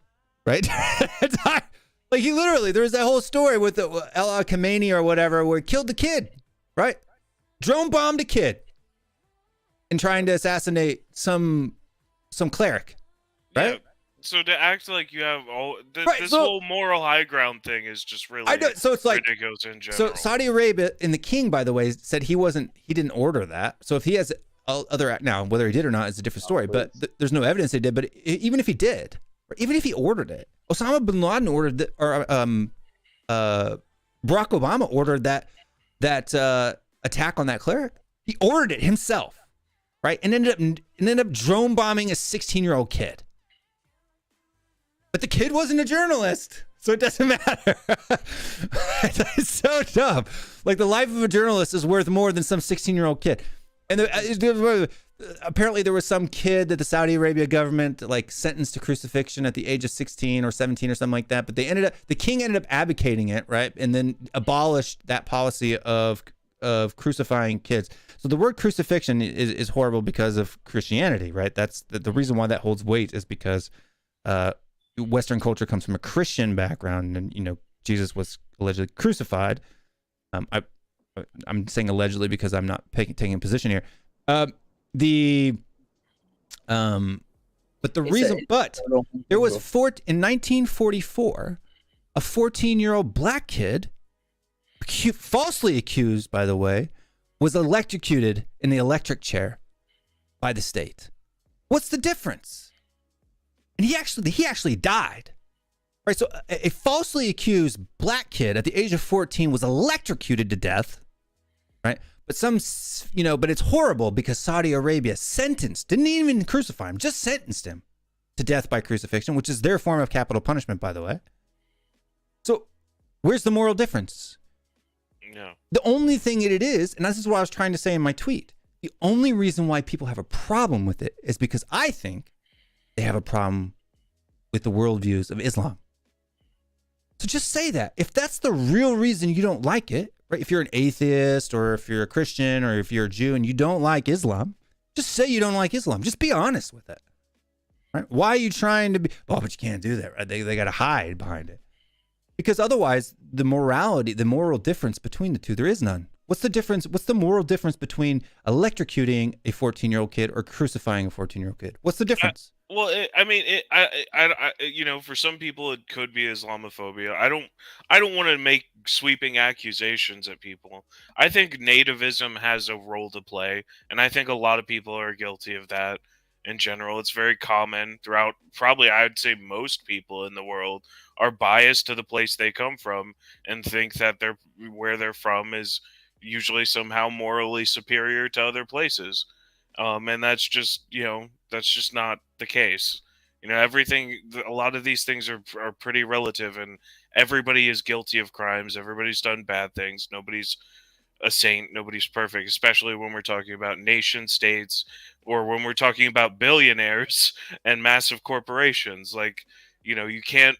You can't try and take moral high ground about this sort of stuff, and especially in a conversation about the ownership of a football Right? club. It's not It's politics. ridiculous. We're Look, if talking about football. Exactly. We don't want to talk about these things that we've been talking about the last few minutes, but these people who just can't accept that a certain amount of fans disagree with the owners of a football club have made it about these topics. look, if have QSI dragged it into this area. If QSI was actively themselves, right, actively participating, right, in those type of things, they might have an argument, right? But because it's the state, right? They're a subsidiary of the state. Two pieces removed, by the way, like 2 or 3 different people removed, by the way, and the state's laws and or judgments have done something, right? Yeah, it's an interconnecting weave. But I'm telling you right now, they're not going to the king and asking if they can buy Mbappe, right? That's not what's happening. They're running the company themselves. If they were actively participating and or facilitating, like for example, say at PSG, QSI was not refusing to invest in women's football, then I could see the point, right? I could see their point. But when you have them going against their culture and actually doing more for women's football in France than any other owner in France, right? Record amounts of investment. PSG was horrible, right? Lille was always the superpower in women's football in that. PSG they pumped money into PSG women's team, right, in order to benefit. So they're going against their cultural norm. Oh, but they're just sports washing. No, they're actively. Or I'm sorry, when the Premier, like I'm a very pro LGBT person, and the Premier League has pride events. When the Premier League has pride events and pride rainbow colored armbands, do Manchester City not wear the pride armbands? Do they not have pride displays in their stadium? No, they do. No, they do. Yeah, they do. So do PSG in France? Yeah, no, they do, because their owners have to respect the laws and cultural norms of the country that they're in and that their business is operating 100%. in. And they understand this because ultimately these people are motivated by money, most of all. And to act like it's anything otherwise is just simply ridiculous. I agree. Like because I'm telling you right now, if they were actively trying to keep women from playing football in France or actively going against LGBTQ plus people in France, then I would not only agree with their argument, but I would support them in condemning companies like QSI. Absolutely. But the thing is, they're not. They're acting opposite to their culture because they're respecting the culture of the country in which they own the club. What else can they do? So your beef, this is why for me, the beef isn't with QSI. The beef is with the moral tenets of Islam. Right? Yeah. Now, and people have a look. Or just their perception Sunni of and Shiites don't even agree on what the moral tenets of Islam are, right? So I'm not saying any one person has the complete answer. So Saudi Arabia's views are different, Qatar's different, United Arab Emirates different, Turkey's different, right? You have more secular, more theocratical. Malaysia's different. Yeah, Malaysia's different. All those different places all have their own view of what they think is morally acceptable and what isn't, right? So you can't just broad oil money. Boom, it's evil. I don't agree. I just don't. I think it's silly. So, I mean, here's the thing, like people calling it oil money. I would say that oil money is everywhere. Like oil is driving governments. It's driving like whether it's, you know, Qatar or the US or the UK, it's just a matter of how directly or indirectly. But oil money is just money. Like Oh, that's this is literally what's funny. the entire Exactly. I agree. that is Right. the I agree. entire world. Malaysia has been driven. surviving on oil money for the past 3 years. Yeah, it's the Getting entire through COVID. Most of the developing world does survive off oil. But here's the funny part. Here's the funny part. They moan and complain about paying 65 pounds a week to go watch a club owned by somebody who comes from oil money. But they got no problem putting 200 pounds in their car every week. Exactly. Of the that's exact what I'm same saying. oil that goes to the exact same people. Yeah. Yeah. So oil money is everywhere. I just want to say, okay, are there human rights atrocities that I do not condone it happening in Qatar? I believe so. Yeah. Absolutely. And 100%. are people that are in Qatari investments connected to that in some way? Likely. I don't know for sure, but likely. But it doesn't change the fact that oil money is literally everywhere, and their hands are in everything. I don't want to get too political, okay? But I just want to say that, Will, you were talking a lot about, you know, kind of, you know, what was going on as far as, you know, people that they killed and, you know, and Barack Obama killing kids and everything. I want to just say it right now that journalist and journalists being killed is a big deal. And the reason why journalists being killed is a big deal is because them being killed for the reason of them speaking out is an actual offense on free speech. Yeah, but they When they are killed for that reason, it doesn't have to do with just them in their lives. It has to do specifically with, we're trying to silence you and you are not allowed to speak against us, and that it is actually a message that is being sent, and we are silencing free speech. So that is what it has to do more with. Free speech is only a value in America in the West. No, exactly. Well, exactly. It's not a human that is right. a value, and that is a value that I agree with. And Khashoggi, I agree too, personally. Hold on, Khashoggi, who is the journalist who was killed, Khashoggi was a journalist for the New York Times. He was dragged into the embassy, and he was dismembered. He wasn't just killed; he was dismembered in the Saudi embassy. He was dragged in there and dismembered. It was a different situation from.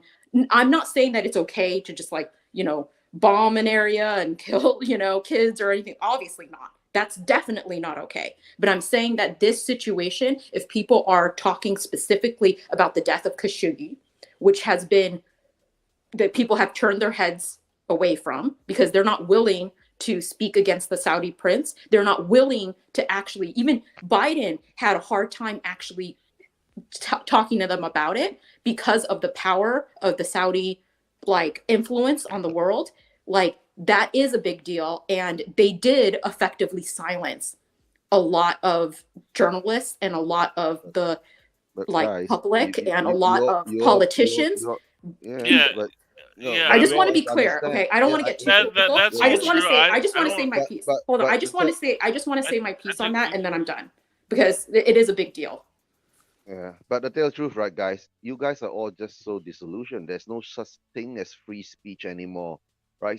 Free speech has gone out the window long time ago. It's left the stadium. It's left the room, right, guys? Well, the free speech is there's levels. There's levels of free speech, right? But I'm just let's look at.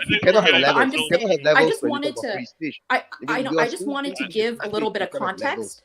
Right. No, there are levels of free speech, but I just want to give a little bit of context, because I don't know if people literally know what the background is of that event and who that was and all of that. He was actually pulled out of the embassy, right? So he went to the embassy. Hold on. He went to the embassy in order to register. Hold on. He went to the embassy in order to register a marriage license. He was pulled out of the embassy by actors, right? And then, yes, he was dismembered, right? Beheaded. And other things as well. It was all done in the embassy. Hold on. But, okay, that is an actual capital form of capital punishment in that country. Beheading is a normal practice there. And Right? It may seem brutish. It may seem brutish and rash to us because we do things more humane, right? But what I'm saying is that the only reason why dismemberment is more shocking than blowing somebody up is because we're used to blowing up people and we're not used to dismembering them, right? Because when you blow somebody up, you're dismembering them too, right? You're splattering them all over wherever they're at. But dismember.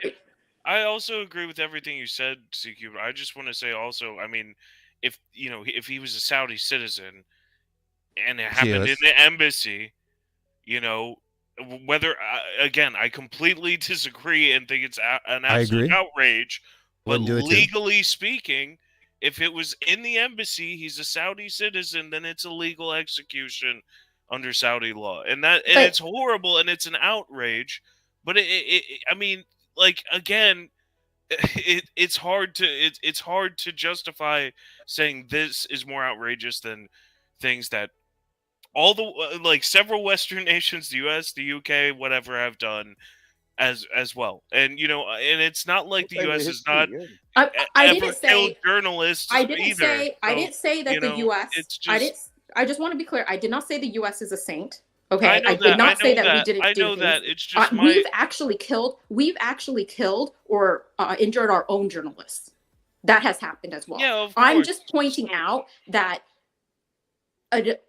killing a journalist or injuring or assaulting a journalist because of something that they wrote or because of their coverage of an event that's not the only reason why he was killed. He had done actual other things, right, as far as being a dissenter, not just writing articles, which is one thing he did do, right, but he did other things as well. He provided protest against, right. Now for us, protesting is a right that we have under our constitution, but they're a monarchy. They're not allowed to talk bad about the king. That's their law, right? That sucks, but that's their law. They're not a democracy, so they can't be held to the same moral compass as a democracy. So I just want to say that when you kill a journalist, I've said this already, when you kill a journalist, it is more than killing that person. There's a message that is sent around that. That's all I want to say is that I'm like, and I think that, so it's not just about him is what I'm saying. There's more to it than that. Sure. Absolutely. There's more to it than disagree with that. I think there's we more should to try it. and pull it back towards. No, yeah, 100%. I'm just saying, for my only point where I'm saying that is that you can't claim to be morally better than if you've done something logically equally as immoral and is only more moral because it's coming from your worldview, right? Like, for example, from a Christian worldview is different than a Muslim worldview, and an atheist worldview is different than a Jewish worldview, right? What's moral, immoral is different depending on your worldview. So to say you're more moral than someone else when you're looking through your lens of a worldview is not a logical and or accurate statement, because you have to play the same level of scrutiny to all worldviews. You have to do an internal critique, not an external one. I think we're going to move on from this subject, guys. What about the guy coming down from the stands and kicking Ramsdale? Have you talked about that? It's very immoral. Yeah. Yes, it is immoral. Yeah. I heard it was Bobby K and his kids. No. It was Dan THFC, right? Being home and being upset. Could be. I don't know. I kind of wish there was more energy like that earlier in the match than after. I wish the players had that kind of energy. Well, Romero did. He was kicking the shit out of everybody on the pitch. I have no idea how he didn't get sent off today, to be honest. Especially because that ref was not good. I think he broke up play way too much. He gave a lot of cheap fouls. He was poor. He was really poor. So. Yeah, but my only point in bringing all that up was to do with the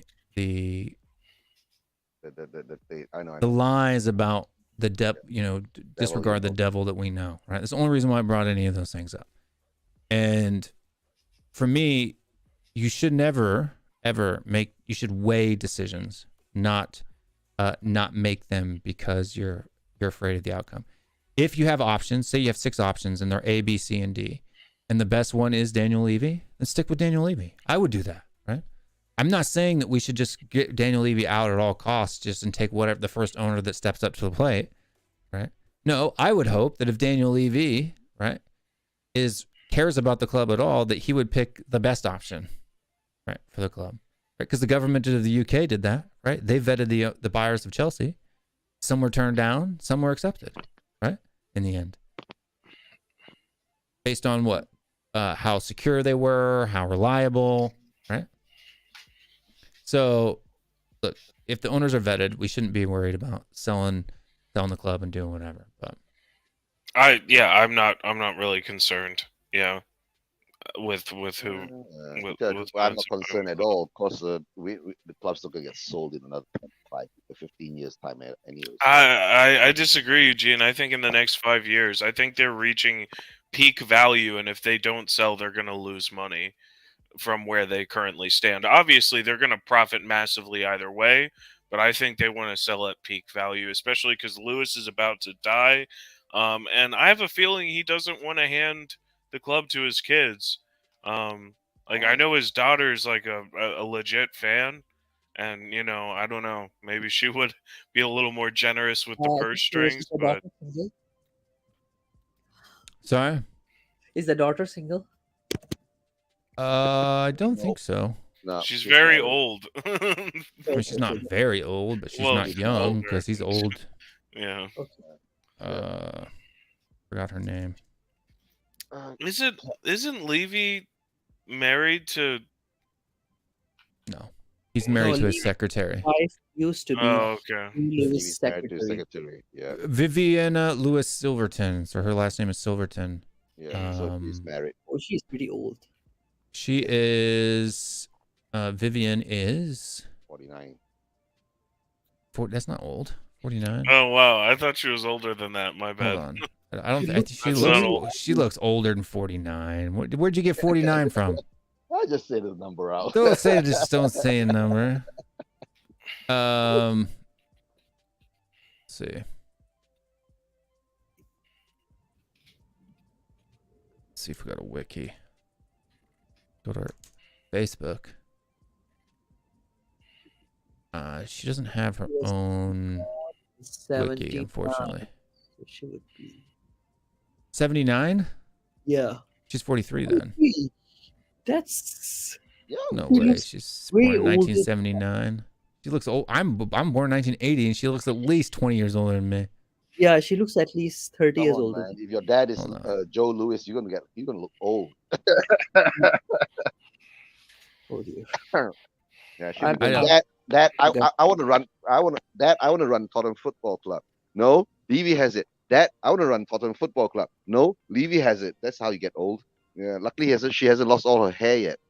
No, she's got to be older than that. Well, yeah. Anyway, I think I think they're gonna sell pretty soon. I think they're waiting for their development projects around the stadium to finish and start making money, and then they're gonna sell. Because if they don't invest massive money, then Tottenham will become mid-table. But Kieran, that could be the illusion, right? When they sell, right, they're going to sell the football club and all the property around the stadium, right? They're going to own that still. Yeah. Yeah, and it's not going to be sold. That's the problem. The land that the stadium sits on, they will own.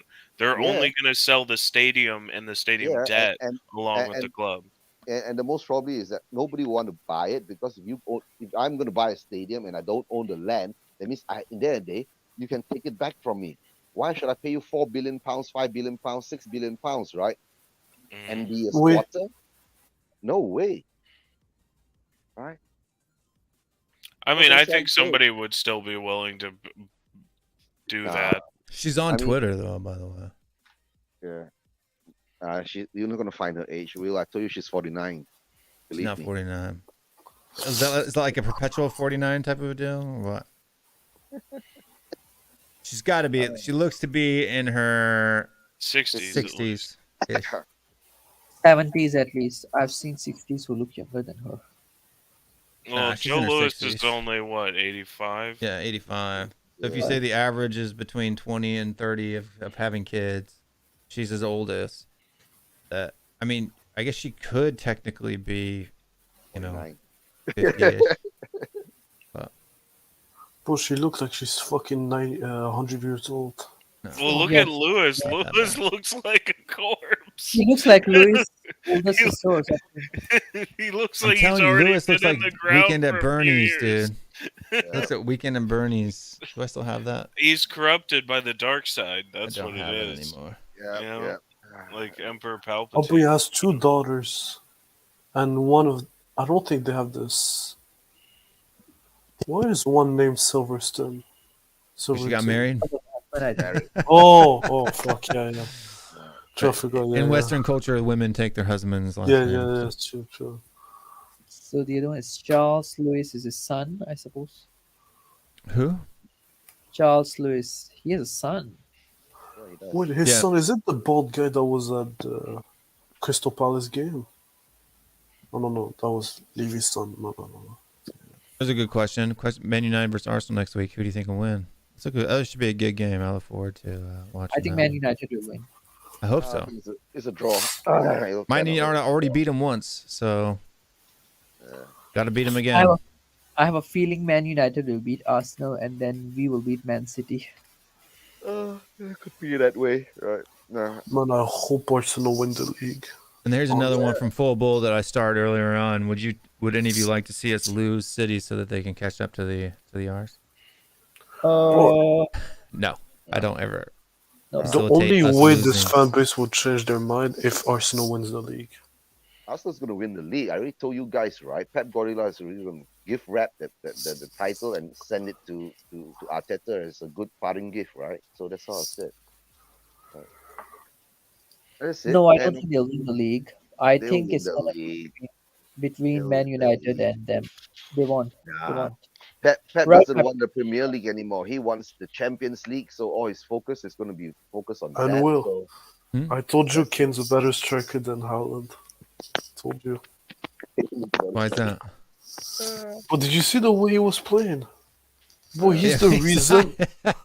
He's the reason why City are not playing well. He's the focal No, point. he's not the reason. He's the reason why they're in second place. No, he's the reason why they're not playing well. Haaland? Is it Haaland? Yeah, Erling Yeah. Haaland is not the reason they're not playing well. Dietrich, I thought you were an M City fan too. So why are you? Oh, dissing fuck the City, club? man. They're not playing well. I'm changing clubs. Honestly, I think they haven't refreshed their squad You be an enough. Arsenal fan now? I think they've. Well, I'm going to be a Man U fan soon, bro. He didn't Oh, go to yeah. City because Kane didn't go there. Okay. So Dietrich, don't say that, right? If Kane goes to MU, you'll be an MU fan. No, if he goes to Man U, I'm actually going to commit suicide. I fucking hate Man U. I hate them. That's the only place he could leave to. I honestly think there's a good chance Kane might end up stuck here the rest of his career because I Kieran, mean, don't forget we have Chelsea, right? No way. I hate them so much. I don't think he'll sign for. I don't think he'd do that. I don't think he'd sign we- for Chelsea, and If we he's here's a not going question. to City or Liverpool. Here's a question. We lost twice to Chelsea last season. If we end up beating Chelsea, right, at home, is it the home or at the Bridge? Is that home, right? The first one's So the it's Bridge. I can never home. remember. So, Yeah. The last So if we beat Chelsea at home, is it a wash? Because we won one, lost one with Arsenal last year, and lost 2 to Chelsea. And if we draw one, win one with Chelsea, and lose twice to Arsenal, is it a wash as far as London Points-wise, rival? it It's a is, game. yeah. It's gonna be a game. Right? yeah, but you see the levels. Chelsea last year, they were good. Now they're shit. So now, Yeah, but the Chelsea actually, are we're the playing. so now we're shit. That means When are we were shit playing over Chelsea? these. Let me check. Like 2 or We 3 are weeks or something. playing Chelsea sometime in February or something. 26 In February. But then we'll be back in the Champions League, right? So we'll be No, Champions League games are way earlier, so that way is not earlier. it's yeah. Yeah, they say we'll be back in the Champions League, so we'll be distracted there again. Yeah, Nah, we won't apparently. beat Chelsea. Champions League games are first week of February. It's not the last week. Okay, so Yeah, and oh, we're going the Chelsea games between the Champions League game, February Yeah, 14th and March 8th. yep. So we're gonna go to that game against Rafael Leo, and he's gonna skin the hell out of our defense. Yeah. Yeah. There was for a while Do, there, I was do thinking we we have might be able to get guys? past them, Do but we have a defense? You call that a defense? But I'm gonna say this right now: Romero is such an overrated defender by this fan Yeah, base. he is. I mean, but look who he has to play with, man. It doesn't A matter, Kino. washed ass Longley who is so slow. Dyer who's slow. Both of them fridges, can't turn, slow, can't track a ball in there. It's You not, know, but Kieran, in I get it. motion. I get it. He's playing Yeah. with shit, but the way he's defending this year, it's unacceptable. Yeah, he is Like, he's too aggressive. He's his too aggressive. one-on-one defending, his defensive awareness, the way he controls the ball, I even think he's his headers are shit. But to be fair, he's also the only one. Like, I mean, him and Longley can play out of the back. I mean, Dyer can't play out of the back. Davis can't play out of the back. Sanchez, but he's got a lot of responsibility. I don't get the Longley on him. hate. I don't get it. I No, don't no, understand he's why shit people are defensively. crapping on slow. Longley. He's shit defensively. He's He's too slow for the Premier League. The guy turns and just has no recovery pace. He gets burned he's slower than Davis, honestly. I really think he turns slower than Davis does. Yeah. Even But his he's clearance, many errors. even his clearance, Longley is one of the worst clearance as a center back. Yeah. Did you see what he did today? That's not the first time he did it. The only reason he's a center back is because he's too slow to be a holding mid, to be a defensive mid. But He's like Dyer. He's just like Dyer. He's too slow to be a defensive No, mid. he's far better than Dyer. He is better than Dyer because Dyer is absolute shit. But, like, he's still not good. He's still not good enough for a top 4 Premier League team. There's a reason he washed out at Barca, you know? Longley is that type of player. Do you know at school when you try to do teams and he's the second before the last player? There's been times when he's been the best player in our back line this season. Well, that's Many once times. or twice. That's compared to, again. With Romero playing, by the way. Yeah, he's that's been one the or best center back twice. on the back line. Right? Dyer is You have Clement Longley, he's not a Romero type defender, right? Romero is running, he's hard charging, and blah blah blah. You can't have 3 center backs like that, otherwise you just have too much space in the back, right? Did you see how there has to be a balance of? I'm not saying he has to be aggressive. Clement he just Longley doesn't have on the ball. Recovery pace necessary to play anything higher than a low block. He should be playing in Dyer's spot. If you had I Clement agree. Longley He'd in be better as in a the center, Yeah. right? As the but who's playing holding left? kind of sweeper, right? He would be far better than Eric Dyer. Yeah, but who's playing left center back? That's the issue. That's what I'm saying. We don't have one, right? But what I'm saying he's better than Davies. I would rather see right now. To be honest, I wouldn't mind seeing Romero, Longley, Davies once. No, but we did that. It didn't work. We did did it against, half a game. Yeah, and we lost. Oh no! The We whole haven't team was Romero bad and against Davies Villa. yet. It wasn't just the defense. You know, I think, and we have to play that back 3 consistently for them to get used to each other. I mean, that's the problem with center backs. Like, you need to It wasn't find really their a fault set that Hugo and Lloris settle on. again scubbles a ball into the back of Yeah, some net. I'm sorry. Like, time to play Forster. I know Lloris is like objectively a better player, but he is cursed right now. The mistakes are ridiculous. He's leading the league in errors leading to goals. Did you see? We need to sit him. It has to be Forster. And I know Forster is so bad. No, listen. He's an average Premier League keeper. He's not great. Oh, I But don't. You know what? He will save things that he should save, and there are going to be some shots that Lloris would save that You're rolling the won't dice, be able man. to. You're rolling the dice. You're rolling the dice with Lloris right now. He's No, giving you're away not, a because goal on every Lloris's other good game. day- on Every Lloris's- other game. It's like 5. We've played 19 games. That's not every other. So, I and get it's your not point. just, and it's not just that. His playing out of the back is diabolical. But so is Forrester's. It's Guys, I don't guys, think Forster could be worse. I'm gonna go, guys. I'll catch up with you later. Bye, if you're still Eugene. on. Later, Yeah, bud. I'm just gonna grab some lunch. And Krish, right? Everyone keeps calling you Elias, right? But he's actually, you can call him Krish. Go and get some sleep. You haven't slept yet. His name's right. It's Elias. It's right there. Why Are we Nah, not he allowed likes to call him Elias? Yeah, you can call me Nah, Krish if you want. Yeah. Krish is Just easier. Alice my Christian What's name. wrong with Elias? My nephew's name's Elias. It's a good name. Or you can call me Elias actually if you want, because a lot of people don't pronounce it rightly in Malaysia. So It's actually it's Elias. We call yeah, him they'll Elias call in it Malaysia. Elias or Yeah, Ilyas Oh, or it's something. yeah, it's It's like an Elias. Arab. That's what it is. It's like an Arabic Ilyas. yeah, Elias. Yeah, yeah. But guys, take care. If I have my lunch and you're still on, I'll jump back in again, guys. Right. Nice meeting you guys. Right. Bye bye. Take care. Later. See you, G. Okay. And Right. Kieran, I agree with you about Lloris, but when we have Conte coming out saying Lloris is one of the best goalkeepers, then we have an issue. He was one of the best goalkeepers. No, he said that on one of the reports. I know, you're right. I know you're right, and it sucks. And he's trying to He was, back him. he was in the top 5 league. He was top 5 keeper in the league last season. He was. Yeah, and Son won the Golden Boot last season. Son's been not good. So by his He's standards. not even top 20 So- winger in the world right now. And I'm starting to lose faith that these guys are going to turn it around. You know, because it's not that they're I intentionally don't know. down. Harry Kane has given me But more that's the reason to thing. have faith than Kane anybody else. the thing with Kane is Kane I hate you. intentionally down tools, as where these guys are in just No, fucking November. terrible form. It was only They're August to trying November. to play Hold on. well. Only August to November for intentionally downing tools, and he didn't regain form until February of last year. But that's what happens. Like- That's what happens to a pro footballer when they down tools for 2 months, and they're not like putting the How do we same know effort into their Son's not workouts and protesting training. something? No, Son is not protesting. Well, He's you not. know this. You know Stop, that stop. 2 months for a player at that level not putting He's their only 2 all goals into their off this pace training. last season, so I'm not completely concerned.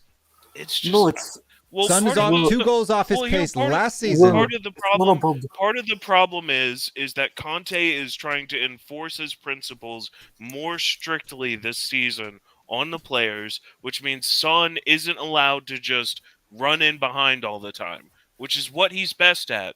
It's the best part of his game, and Conte does not want him to do that all the time. He wants him to play with his back to goal more. He wants him to combine and possess the ball in midfield a little bit more. He wants him to do these things, and Son should have the skill to do it, but he's not used to it, and he's struggling to adapt. That's part of the problem.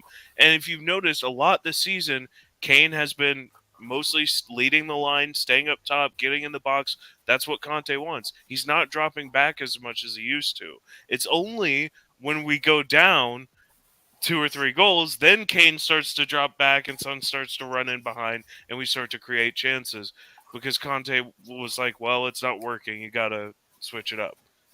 That's why I think this keeps happening, is because Conte is trying to enforce his style of play, and it's not working. And so in these second half games, he's like, all right, second halves, he's like, all right, just do what you're good at then. We need to score goals. So that's kind of what I feel like is happening. because even with Son decision making, the way he runs, it's not looking good. He's been bad. I think Like the problem I'm not Right. like those idiots that say Brian Gill has a better year than Son. I'm not that type of guy. That's ridiculous. I'm just Thank stating God. the Otherwise, no, I'd have to I'm kick just- you off the show, dude. yeah. I'm just stating the facts that Son isn't good. And he has until the end. If I was a big club, he has until the end of the season, or I'm shipping his ass to That's Bayern. ridiculous. So, Well, yeah. here's the thing. We're He not has going to score at least Son. 10 goals, right, by the end of the season, not or we a- talk about selling For him. me, it's not about the goals. For me, it's the performance with Son that I want to see. Here's the I don't thing. think the We're performances not. have been horrible. We're either. Even if we think he should go, we're not selling Son. He's worth way too much to the club. I know. The revenue he brings to Tottenham Hotspur is absolutely massive. They as a commercial asset, they cannot afford to sell him. They won't sell him. He is staying his contract because his value to Tottenham exceeds his potential market value, I would, on the transfer market. I would sell him. Go get Kim Min-jae, another Korean. Then you have the same fan base. No, it's not same. But there's a good Korean striker though in the market these days. You can get that guy. He's pretty cheap, if I'm not mistaken. Koreans are shit. This is why I keep saying I There you want go, Dietrich. Let it out. I'm joking. I'm joking. I'm joking. I'm joking. And Hars says totally he agrees with me about Son. This is why I keep saying I want us to play 3-5-2 like Conte played at Inter, because I think Kane and Son could be the Lukaku I disagree. and Martinez. Why I not? Kieran, I disagree. For me, Son is not like Kane is not like Lukaku, like a good like the way like he can. Do you Do you remember seriously, like the he struggled against Martinez and stuff? I don't think he's that type of striker for me. do you really want What? Lukaku? Kane is a big physical striker who can hold up the ball, but But he he's not a also is a. hold up. But he's not a hold up striker. That's more like Weghorst. Those type of strikers He's not. profiles. He's not. No, but Kane is the complete striker. He does everything. That's the thing. He can hold the ball up really well, but he also play makes. He also scores goals from And anywhere. even You and know. even if you want to play that way of hold up, you need a right win back to play it. See, Someone that makes that another is the run. problem, and I think we should just play Kulusevski there. Honestly, Yeah, um, but Kulusevski is not fast. We'll see too. I No, mean, he I is. think He he's is. fast enough. I think he's fast enough. He gets up the. I mean, look when he plays with Emerson Royale, he basically has to advance the ball 40 to 50 yards up the pitch by himself. Because Yeah. most And he does it, so he's fast enough. I think. because if you remember the Inter days, Lukaku holds up the ball, then you just see Hakim and Martinez just running with Barella. Yeah. That's how they scored. And Yeah. Well, we unfortunately, need a right wing back. I mean, in and a general, midfielder, if Conte stays, our number one priority is a right wing back. Like I and think a, even the club recognizes this at this point. I think the reason we're not getting anyone is because they're trying to move Emerson on, and they're trying to penny pinch on the Poro deal. Just typical Levy bullshit. So, apparently Dumfries' agent is coming to London. oh man, if we get Dumfries, That that's shit. we should be Yeah, getting it was the same Poro. guy reporting that reported that we were getting Poro like 10 days ago, and now he's moved on to Dumfries. So I'm not sure that. Uh, the Well, they were journey I don't talking even is. think about Dumfries. I don't Poro even could think be a Dumfries is a bad smokescreen. player. He's You not a see bad what? player, but he's not No, the but right wing but back we need either because he's not as creative. He doesn't. He's not Well, as good of a if crosser. You know, I know you had nightmares of Dumfries with the US, but you have to watch it with Inter to understand how shit he is. Is what? he's not. I, He's not what Conte wants out of a like if wing you back. watch him with Inter, you're gonna I see mean, he's how not been shit. great for Inter this season, but he was great for Inter last season. He had something like 6 goals last But season for even Inter. last season, if you watch the games, every fucking midfielder got annoyed with him. Everyone, because he always made the wrong decision, or the delivery wasn't there. He's not a good crosser. He's not good. One thing he's good is get inside the box. Yeah, he gets in, but I suppose. he's essentially, you know what he is? He's a bigger, faster Doherty. That's what he is. Exactly. Yeah. He's a bigger, Yeah. faster Doherty. And not a great crosser, not great in like possession and helping, and not great in the build up. But what he can do is he can get into the box. Except unlike Doherty, he's got pace and he can get up and down the pitch all game. That's the difference. So but like crossing wise, I mean he's not great at all. You know, I wouldn't even say he's as good as Regulon. He's like Sessegnon's level of crossing ability. You know, I wonder why did we sell Regulon? Because I feel that he was a better wing back than both Perisic he felt and Sessegnon. well. We didn't sell him. He's just on loan at Atletico Yeah, Madrid. sorry. Why did we But loan him? because he He fell was Because out with Conte. Conte. He broke COVID protocol to party and got suspended for that, and Conte was really pissed at him, and I think he also just wasn't like trying hard in The COVID training. protocol wasn't it with So his Mourinho? on ground performance used to be great. I I think mean, he did it again under Conte, did he not? I don't Maybe. remember. no, but by the time Conte arrived, the COVID protocols were no longer there. Oh, that's true. That's true. Yeah, that was under Mourinho. Well, apparently he. Oh, maybe he was being late for training. That might have been it because I remember he was, or it was like traveling the night before training, because like there were players who were like flying to Remember when like Golini and Delhi were like flying to Paris for the week? Like should be pinned to the top, bro. Night. So. But did I don't remember exactly, but there was some sort of thing like that where they fell out, and he basically binned him off and got him sent on loan. So, but he got badly injured, and he, I think, has just made his first appearance for Atletico. So Actually, Joey Rodon is doing very well at Rennes. I just heard yesterday he kept a clean sheet against PSG. He's one out of the shit defender. Well, no. Well, he actually that recently happened, but he actually had been in disfavor there for a while.